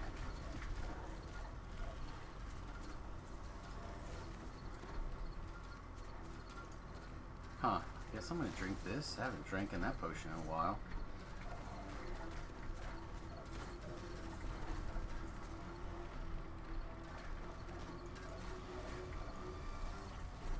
There he is. What's up, Trouble? Show me your kidneys. Show me your kidneys.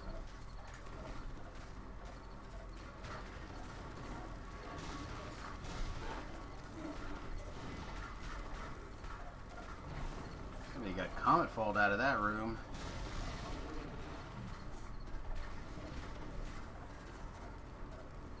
Alright, that guy die? Looks like he did. Alright. Put the hireling around the corner. Theoretically, it will raise you. Auto magically.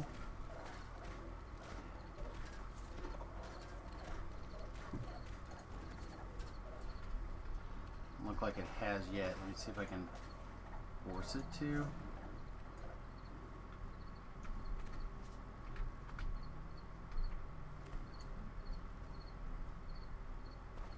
Oh, it's busy fighting. That's what's going on.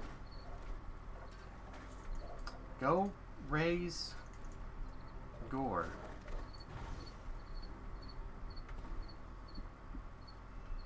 You have a thirst for battle. The most, I wouldn't say the most aggro hireling ever, but he just crazy.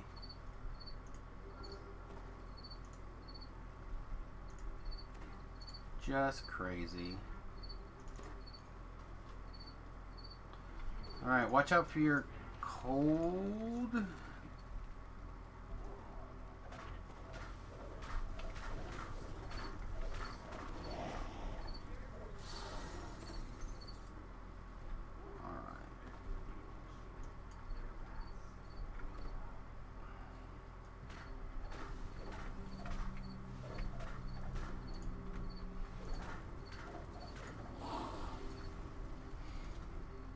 Alright, I really need to spend more time in this particular quest learning where all the bits and bobs are. Always have to, like, really look around.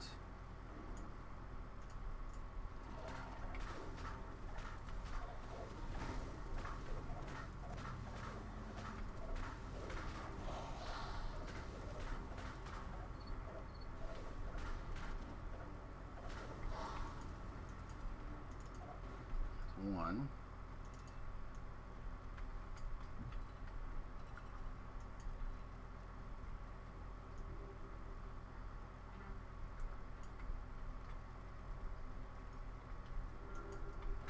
Here's some bad men, one that can play.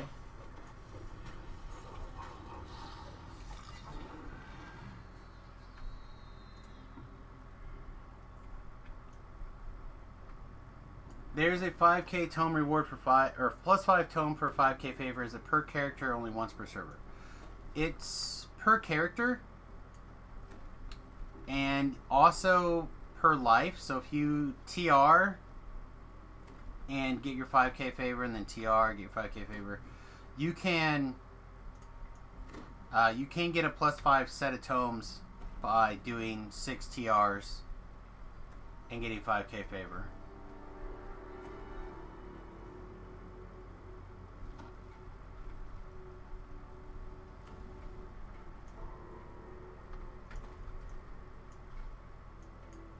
One at a time. Yeah. So like if you, let's say you play, you get 5,000 favor, and you get a you'll get a +2 tome as you level up, and then you get a +5 when you get your 5,000 favor, right? So let's say you take like int to start with, because int's the best stat in a void in my opinion. So that's where you get your like +2 tome, and then at 5,000 favor you get your +5 tome, and you say you take like con, right? So then when you TR, you retain your tomes. When you TR, they just have a when they apply and to what degree they apply in. So like you're gonna get your +2 tome right away, and you're gonna get 2 out of your Constitution tome right away. Okay, and then as you level, your Constitution tome will continue to kick in. Okay, so now you've got your +2 int, you've got your +2 con, or your +5 con, and your power leveling up, right? There's a special cargo. You get your 1750 again, and now you're like now you have the option to pick up a second +2 tome. So now you take strength or whatever. You get your 5,000. You take int the next go around. Then you TR, and you repeat the process till you have a set of +5 tomes for TRing 6 times.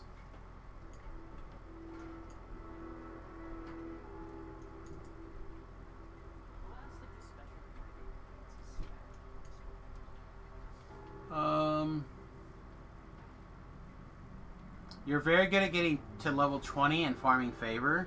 Yeah, I mean, farming favor is not too bad. I personally tend to try to grab my whatever favor I can on the way up, but I understand some people doing it the other way. Do you know where the last button is? I feel like it's over here somewhere. Yeah, like maybe over here. But I never find this stupid thing. Oh, I missed the jump. Ah, I found it. There it is.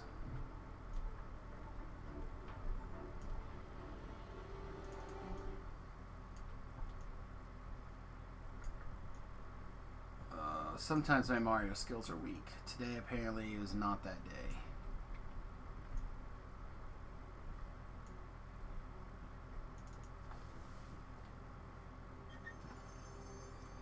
Would you like a glittering ring waist wrap? Yeah. It is yours. Da da da da. Alright.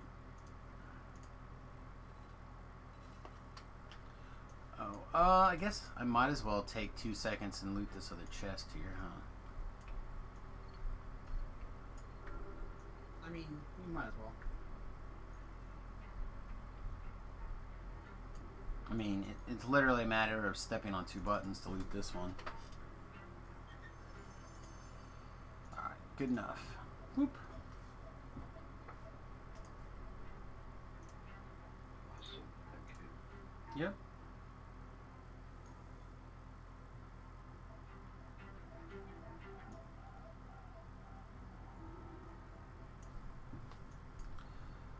Alright.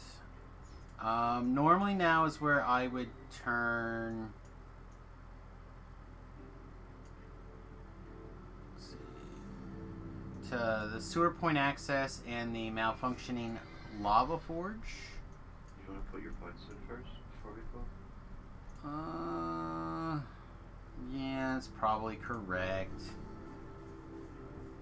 I don't know if I really care, but it is probably going to be 2 more damage per hit.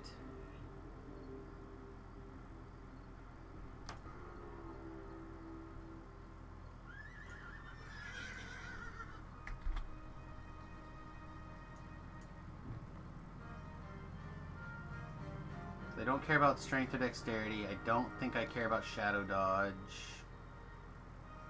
I think we just take acrobat training. So it is 2 more damage. 2 more damage is probably worth the time to re-summon our hireling before we get to the quest, because otherwise we'll time out. Get back on our horse.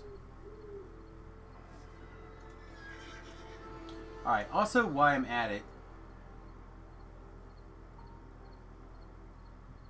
I have to take a look at this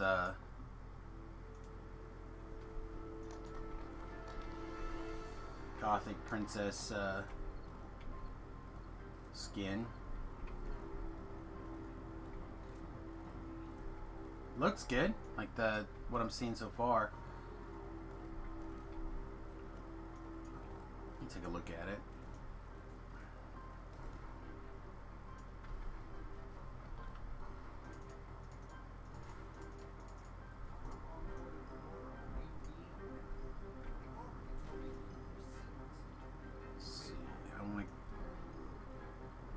Did I turn the wrong direction?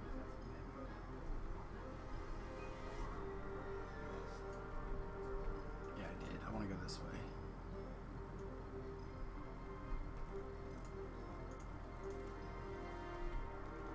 I just have to like get out the map and look and see. I don't know this area super well.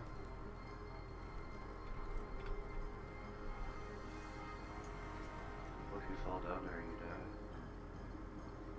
That is true. If you fall down in the wrong spot, you die. Thought-Gars learned that lesson the hard way.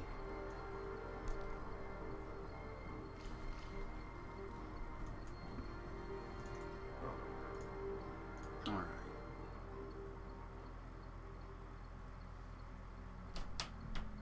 Oh no. What did you do? Somehow my jump didn't land.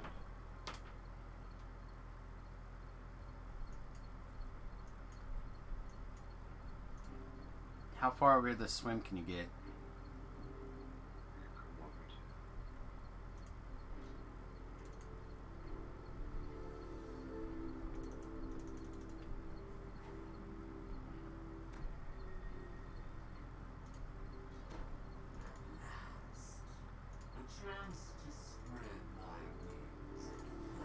A chance to spread my wings and fly.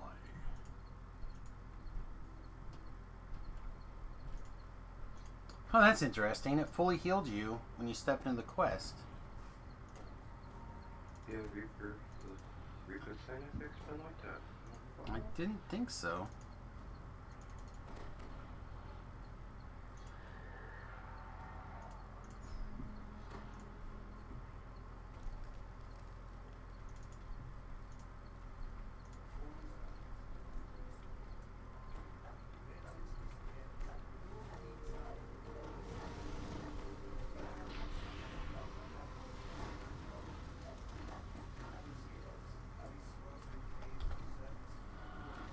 I'm probably going for a swim.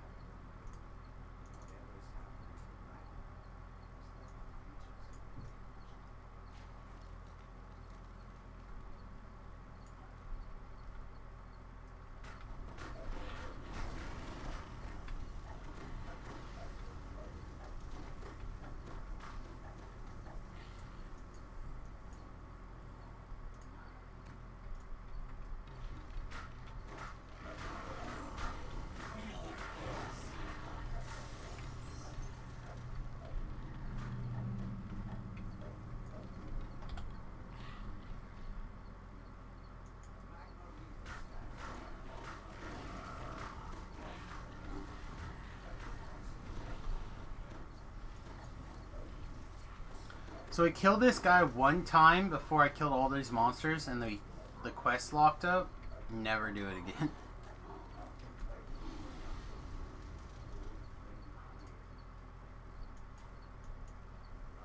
Alright, I don't care about those things. I literally only care about this guy. This guy's where the danger lives.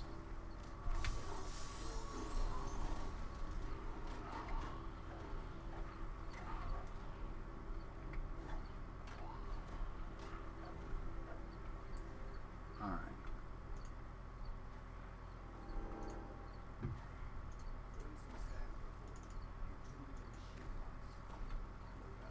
Same thing right here. Literally only care about this guy.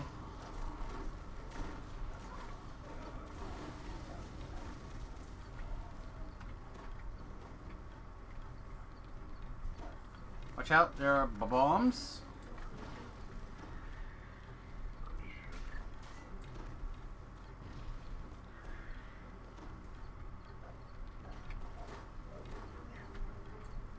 Oh.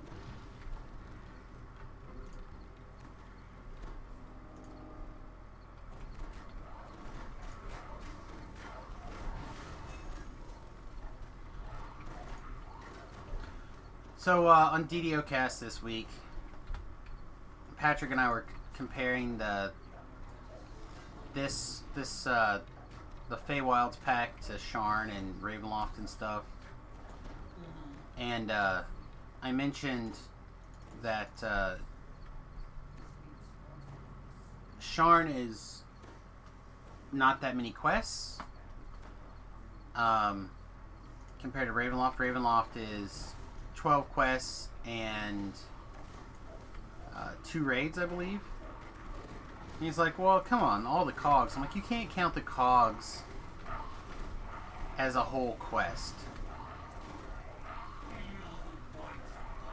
I feel like that is extremely true doing these quests right now. Certainly cannot count this as a whole quest.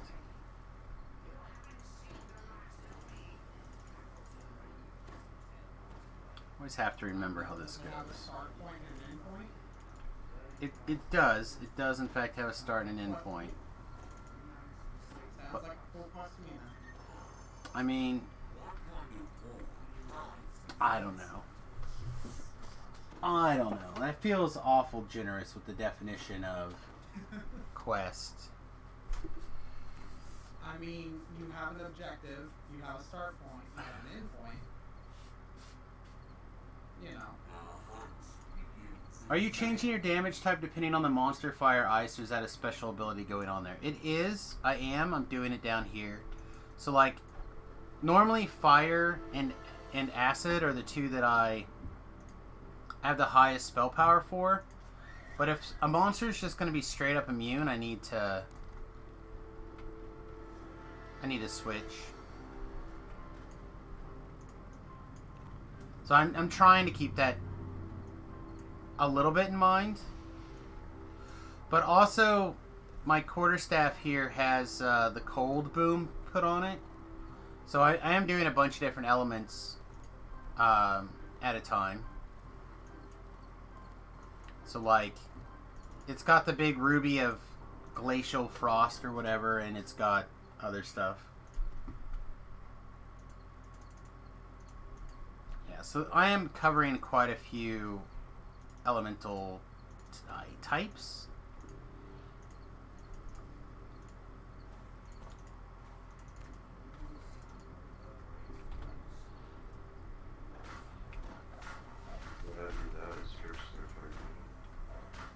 Oh, that's true.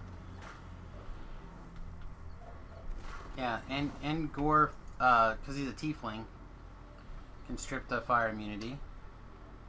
Overpowered. It is a little overpowered. It's not as overpowered as the alchemist version, but Overpowered. it's pretty good.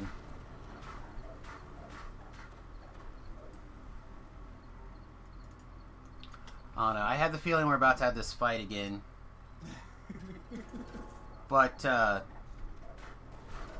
having every single spell that you cast have the ability to strip immunities is too good. And not even the whole spell, but part of the spell. So if your spell has multiple effects,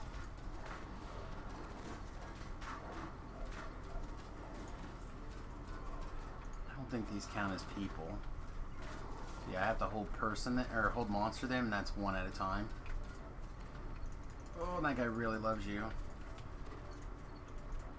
So I almost wonder with the Fey Dark Illusionist if a Sorcerer Eldritch Knight might be better.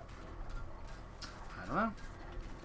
Because now you can use Charisma to hit damage, and you can be a Savant.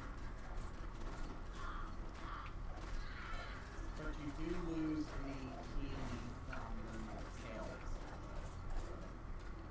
That's the thing.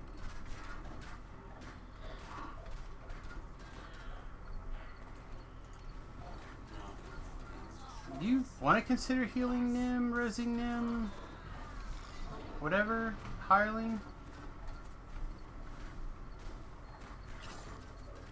Hey! I saw him cast a spell.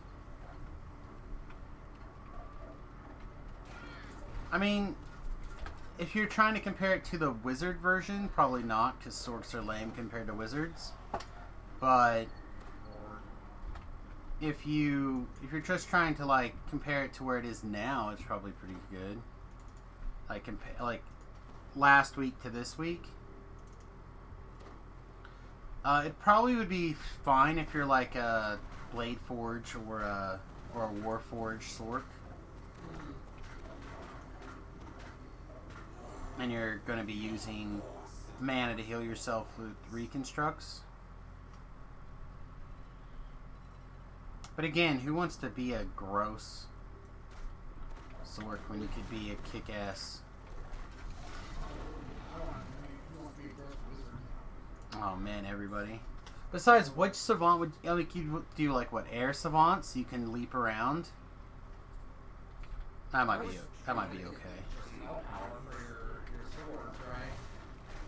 I mean, that'd be fine too, but I mean, if you think about it and you wanted it to be your focus, like you wanted to have big spell power, you could get it there. Like I would have to look at what you could actually do to try to like figure it out, but if you didn't care about a particular armor type or whatever, you could put on like or if you're like a heavy armored one, you run the Flame Cleanse set, and you probably just crush everything. I think it's the Flame Cleanse set. Yeah, but then you gotta ask yourself, like, why are you doing it over just, fireballing everything?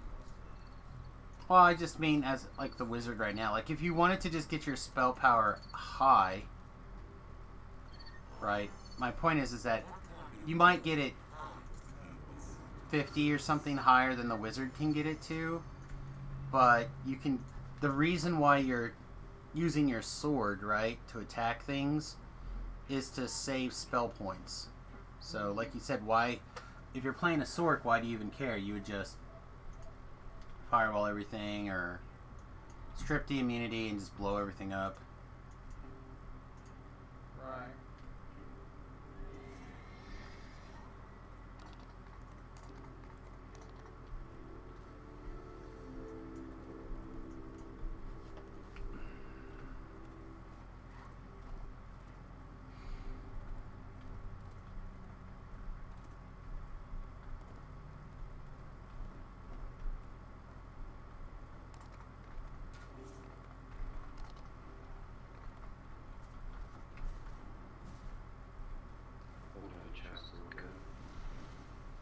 What?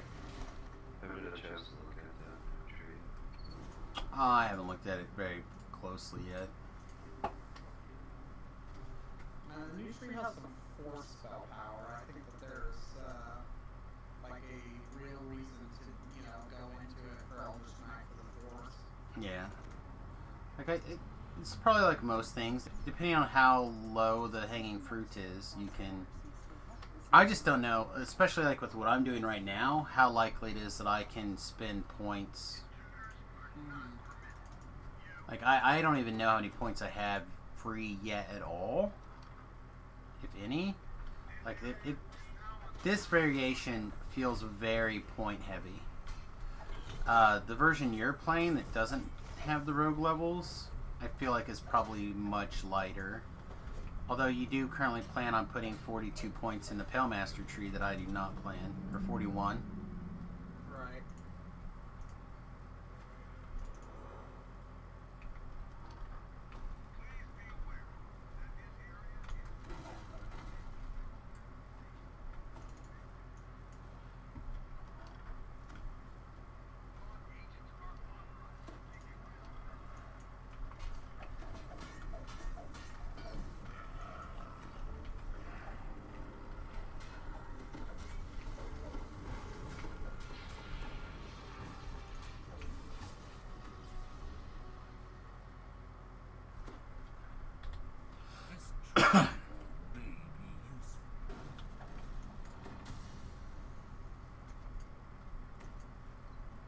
There it is. I thought there was another rubble.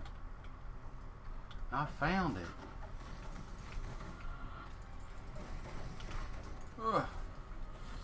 Why? Why did you not get health?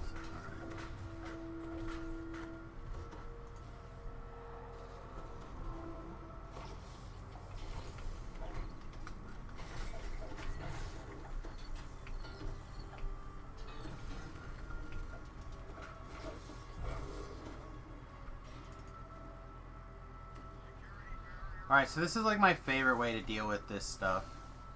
With the spiders. No, not that button.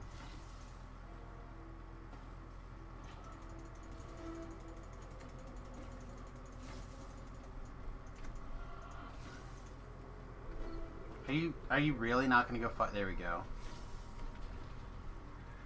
That's my favorite way to deal with the spiders. Is to have the hireling just go after them.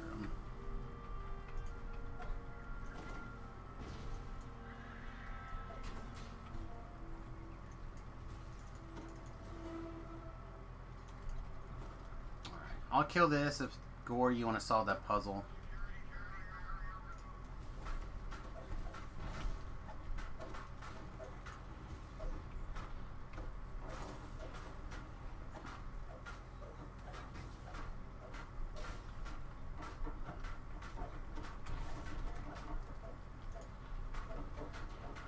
All I know is I'm so glad we took the time to get this weapon kind of figured out last night. Seems very fun.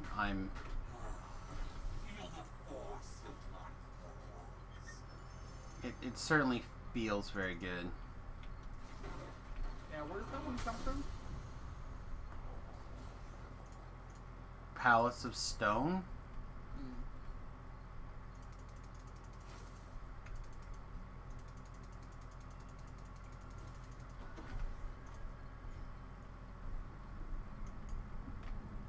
That is a quest that I don't normally run.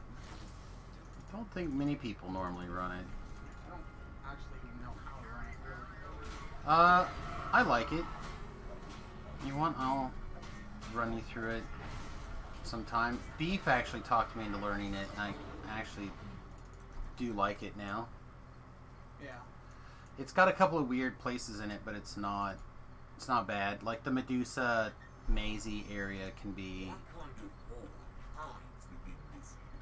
unpleasant, but depending on your build, you just don't care. If you're a Wraith Rogue type build, you just don't care. Right. Is that where the boulders run you down? Yes. That's fun. Changing days. It can be a fun quest for sure. The boulders, the Medusas, the Oh, I'm trying to think of some of the other stuff that's in that quest.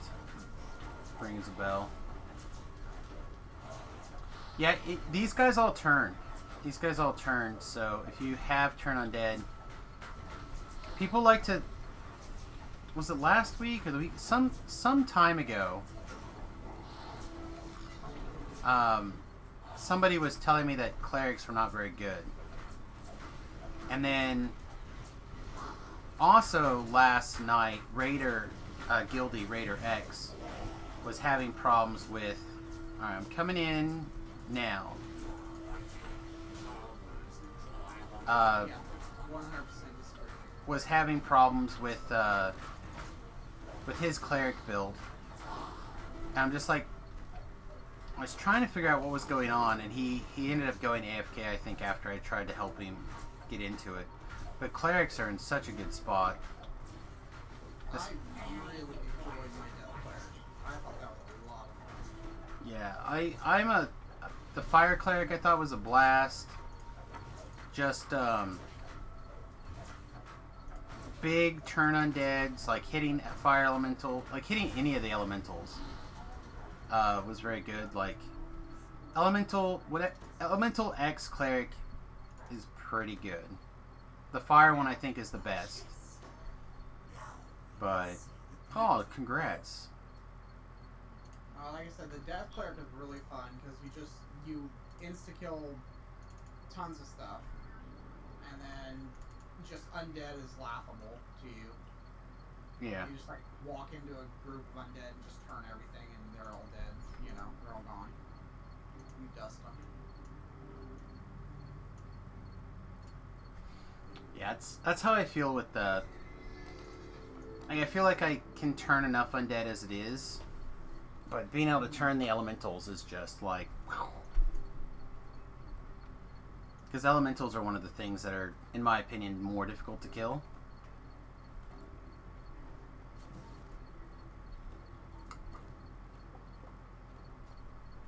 Animals as well. Turning animals is cute, but... Elementals is, in my opinion, like, much more challenging to come by. Did I overrun my turn?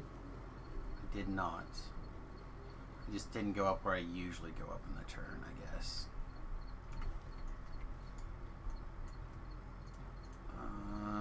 Okay, did I find a suck spot?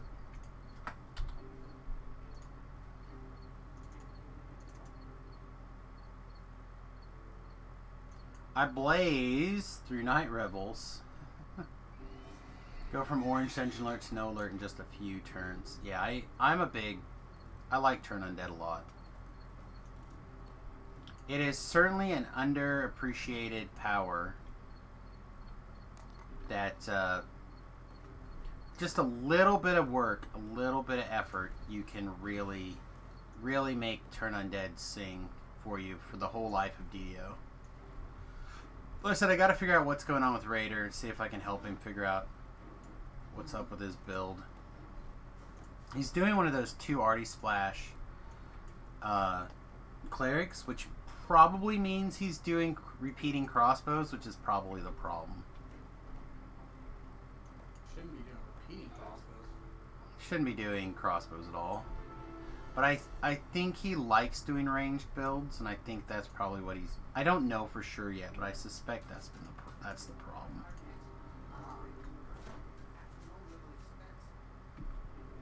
He should probably just be killing monsters with some sort of S word. Some sort of S word plus rune arm. Plus lots and lots of turn undeads. Pen and paper clerics can be very broken. GMs need to keep in mind cleric duty dogmas. Yeah, I mean, can be. They can also be terrible. An air sword would probably be okay with an Arty Splash. I mean, air cleric. I don't know if it does enough. Like, it would be okay. Well, that's what I'm saying. It's okay. Like, if he's already got it with an Arty level. Yeah, he's got 2 Arty level splash in there. Like I said, I need to look at his build in general. I suspect he looked at one of my cleric arty lives and went, "Oh, I'll just do what Sam did." And I bet you I went fire because I really think the fire is the best. But it does need to get to level, what, 9 cleric level or something before you get firewall? Something like that. So until then you're relying on Scorching Ray and Rune, like you're playing like a bad Sork. Right.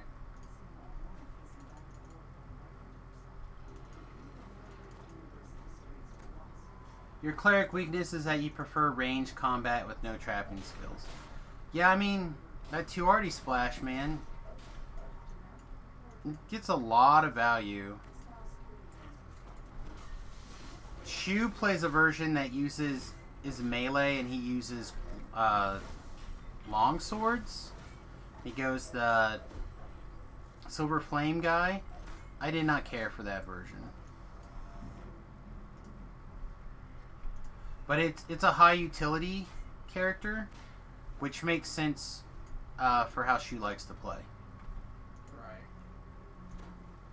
You know, with Find Trap spell, you can kind of like cover all your trapping needs.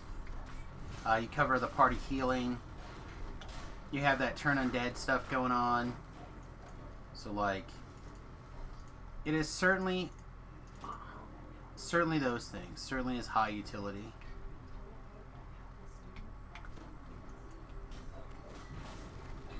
Oh, sweet. A Fear Reaper teleported on top of me. Love it. Or summoned on top of me. One of the two. One of them there words. Yeah, Silver Host. Whichever one that gives a long sword. I'm eyeballing that arty spash, debating the best way to handle the character because I like her being 22. Yeah, I don't know. I'm a fan of the arty splash for sure. Taking arty at level 1 and taking arty again at like level 11. I don't know, it's tough because you want your rune arm as soon as possible.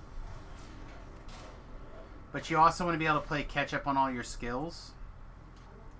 So the question becomes, how much can you defer the pleasure of your rune arm? And for me, it's often not that long. Because the earlier you get the rune arm going, the better it is. Like, rune arms get worse as you get higher level. Oh, shite! Everybody, stop what you're doing. Not stop the stream. But make a mental note. If you don't have the ghost rune arm from the Night Rebels event, go farm the level 7 version. For sure. I'd also say go get the bigger version also, but 100% go get the little version. Get it now. Don't forget.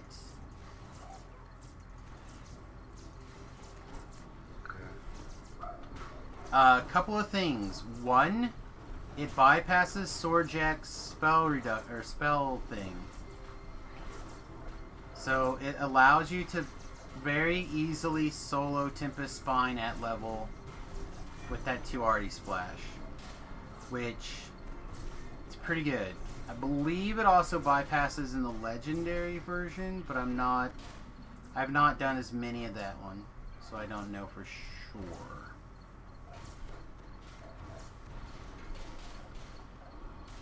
Also, Ghost Touch at level 7, and also it kills everything, because it's, I think, evil damage or something. So be sure to go get one. Actually, I enjoy playing my Pure Arty in Night Rebels over my Cleric, which surprised me. That doesn't surprise me. Blade Blare, Firewall, Rune Arm action. I think Arties need a little bit of love to make them just slightly more viable in today's in-game. But I really think it has everything to do with spell selection, and everything else is fine. Like, there needs to be a really comprehensive spell pass done for adding new spells, and the arties need to be included in that. Alright, well, I gotta go take a nap for work tonight. Yep, sounds good, mate. Thanks for the hangs. Probably gonna wrap the stream up here pretty soon. Ready for some breakfast. Runearm Inquisitive just mows everything down to level 15. Yeah, I've been doing that. Been looking over the new expansion. Looks a little underwhelming. It is misleading, Xylo. It is misleading. It's very... If you play after level 20, which I don't spend a lot of time playing over level 20, but if you spend a lot of time at level 20 plus... you're going to get a big boost out of that extra, that tome. And it's misleading how big of a boost you're going to get out of that tome. I'm also in Eternal TR land. Which also means the Bard is going to be really strong. The Heroic Bard. So, like, maybe you can talk yourself out of the big tier. Would you mind solving this puzzle really quick? Sure. Gore, while I bring up the sale list for everybody.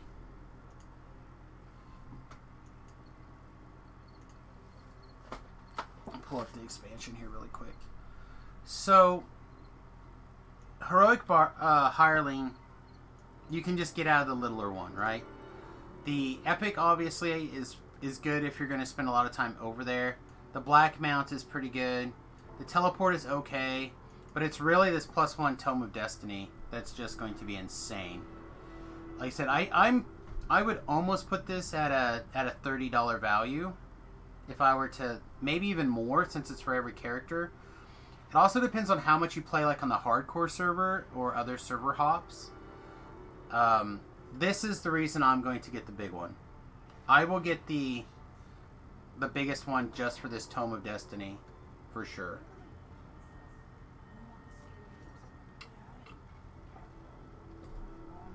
I do not know how many times that I've had a situation, I'm going to pull this up even though it's going to be a problem, where I've needed one more point to get like a second tier 5 thing that I wanted up here, or a third one, and one more point would have made the difference. So like, I suspect it's going to be really big. Are you ready to finish? Thank you for working the puzzle. I appreciate it. I always get the biggest option. That is, I try to. I have almost always. You don't want that sword. That sword is bad and feel bad. The tomes on the packages always seem worth it. Exactly. I think it's that makes a difference. The difference is that I'm not going to be able to have a single supporter just like generously give me the expansion this time. So the last 2 expansions I've had people donate the pack to me, the big pack. So now we have to do it. The question is the content worth $40? I don't know yet, but you'll get what, 13 quests, the raid, and you'll get the race. That's probably going to be a $40 value. But also, if you're, the thing that is misleading, I believe, if you're one of the new people who came in for DDO the free quest period and you stayed because of the DDO free quests, unless Jerry talked about it today and I missed it, you also get this Epic Destiny unlock. For a lot of us, it doesn't matter. The VIPs, it doesn't matter. But I think for a lot of the new players or returning players and that basically play through because of the DDO free quest stuff, you can pick up this Epic Destiny stuff and get it. Could be a big game for a group of people.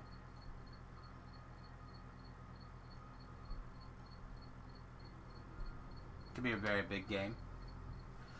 So yeah, I don't know.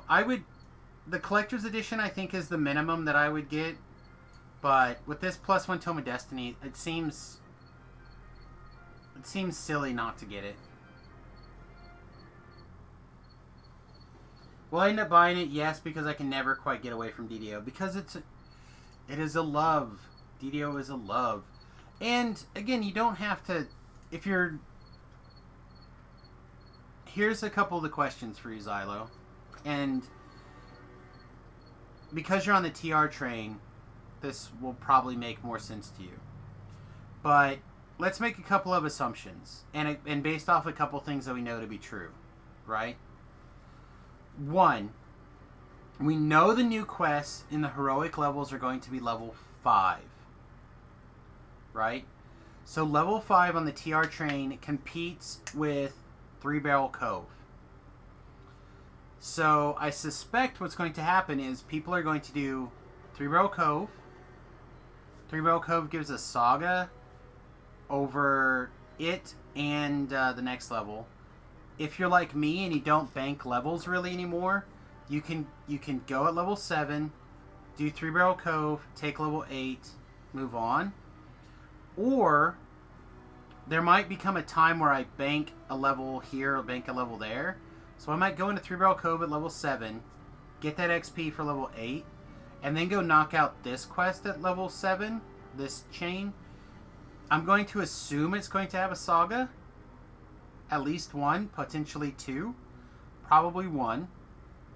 Because, like, this is as close to Ravenloft in my opinion. And Ravenloft has 1 saga. And then, level 5 gear. Like, what that level 5 gear might contain for leveling up purposes. So, I don't really worry too much about level 5 gear, except for weapons. Because at level 6, you have so much good stuff. But if it's stuff that can compete with some of that level 6 stuff, it would be even better. If it's a loot question, you'll want to look for the launch. Yes, you want to look for that release. Melanie, good morning. How you doing? Alright, I think... Oh, I forgot Lost at Sea again. I always forget Lost at Sea. Yeah, you did. Alright, I think I'm just going to skip this quest. I'm going to grab this sweet experience points. I'm going to get this sweet experience points. Alright, that puts us at 93. I'm going to go ahead and take level 19 because I need the feat for Quicken. And then we'll take a look at things. Shifter's a race. Shifter's a race. It looks kind of cool. It's got some unique interactions. I don't know how popular of a race it's going to be down the road. Do we know the racial TR? I think so.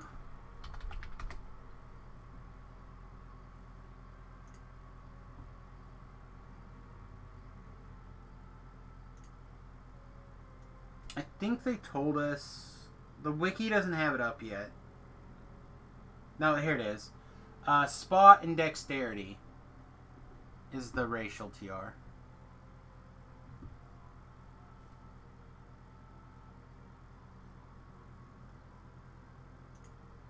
Spellcraft, disable, bluff, search, spot. Guess we'll put one more point in UMD. No. No. I don't care about UMD. Because we need heal.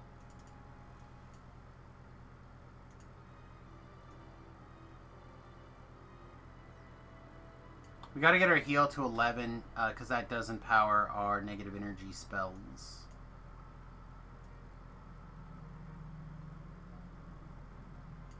Sure, I guess. Whatever. We want Quicken.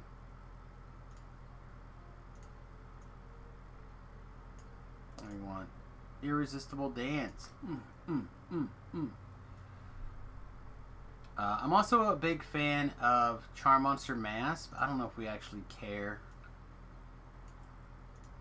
I think I'm just going to take Power Word Stun instead.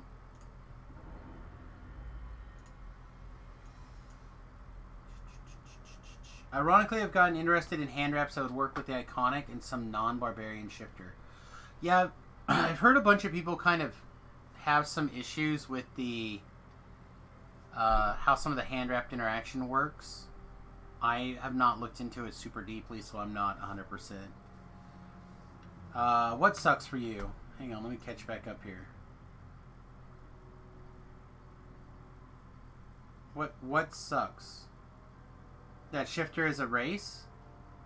Nah, it should be fine. Xylo has put together a new... Oh, you use two-handed fighting. Yeah. I don't know. We'll see. Xylo put together a new gaming PC. Decided to get DDO going again. That'll be sweet. Yeah, I need to... Somehow I need to figure out a way to probably upgrade my PC before we head out on the bus. I'm just not there yet.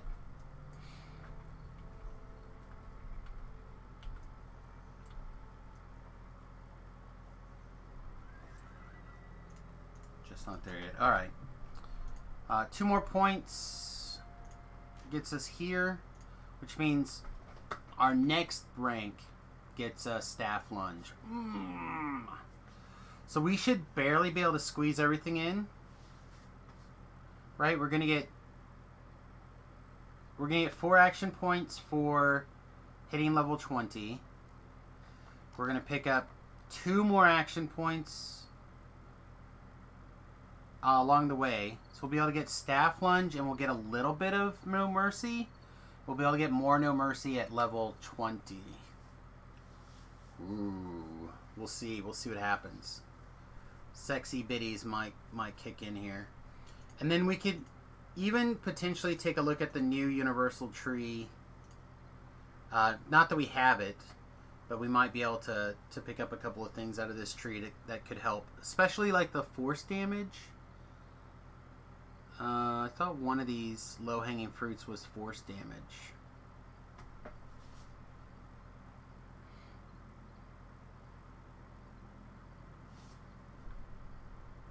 Maybe it's a little higher up here than I thought.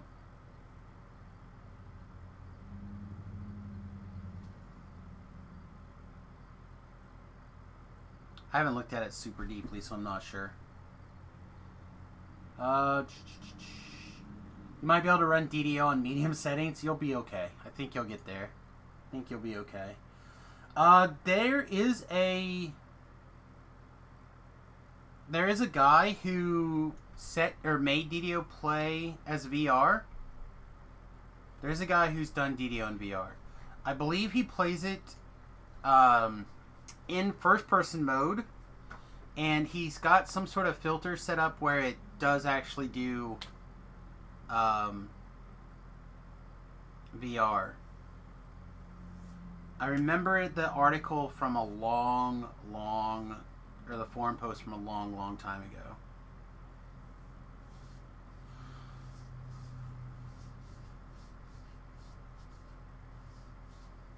I mean, I would try it. Are you kidding? This is the game where if they could get that to work and it wouldn't cause my migraines to spike, I would buy VR stuff to get into it. Oculus Rift, whatever. Like I said, there was an article, a forum post where a guy was doing it.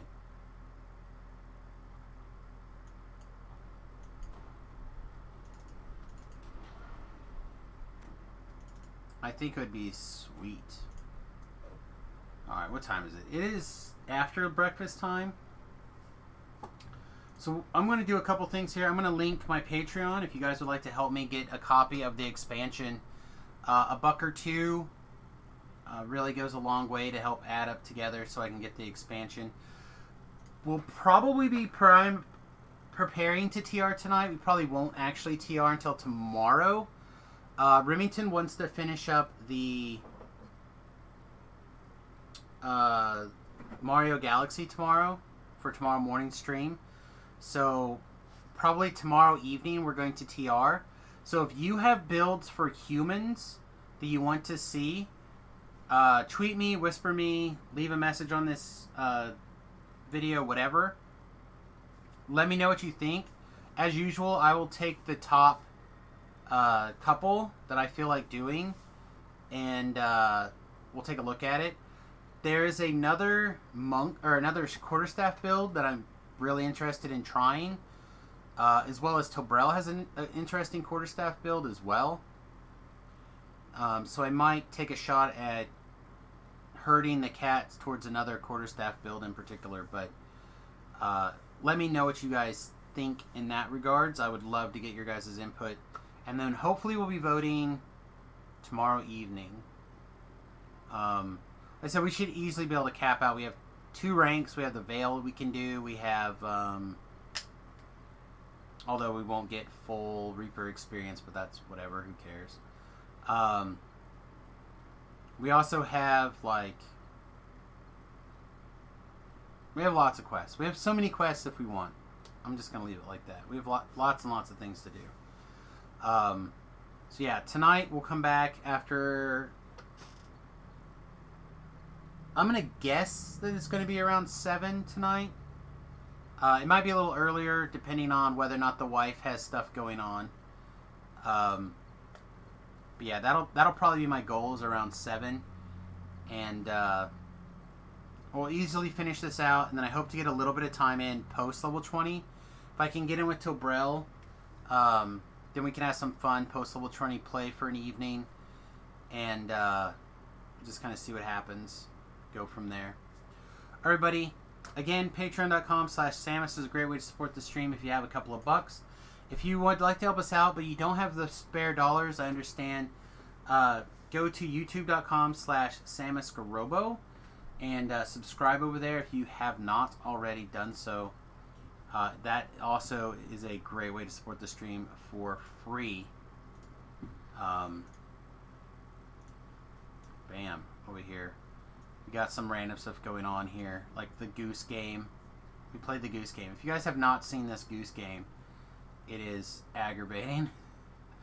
Quest guides, build guides, Shining Force, Pokemon Mystery It's a Dungeon. very intense moment.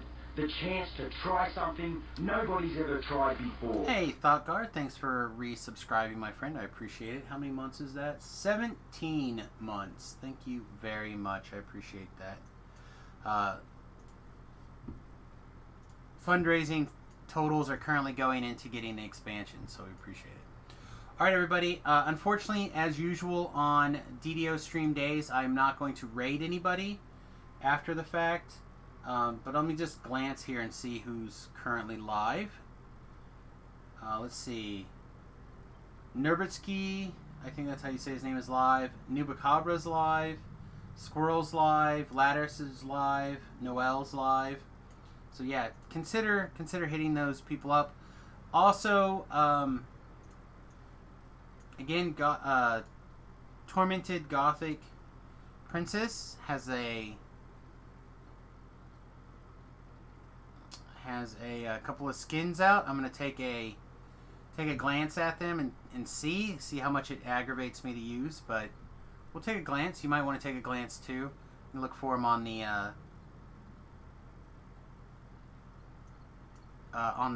blah blah blah blah blah. Here, screw it. I'm just gonna copy it and paste it.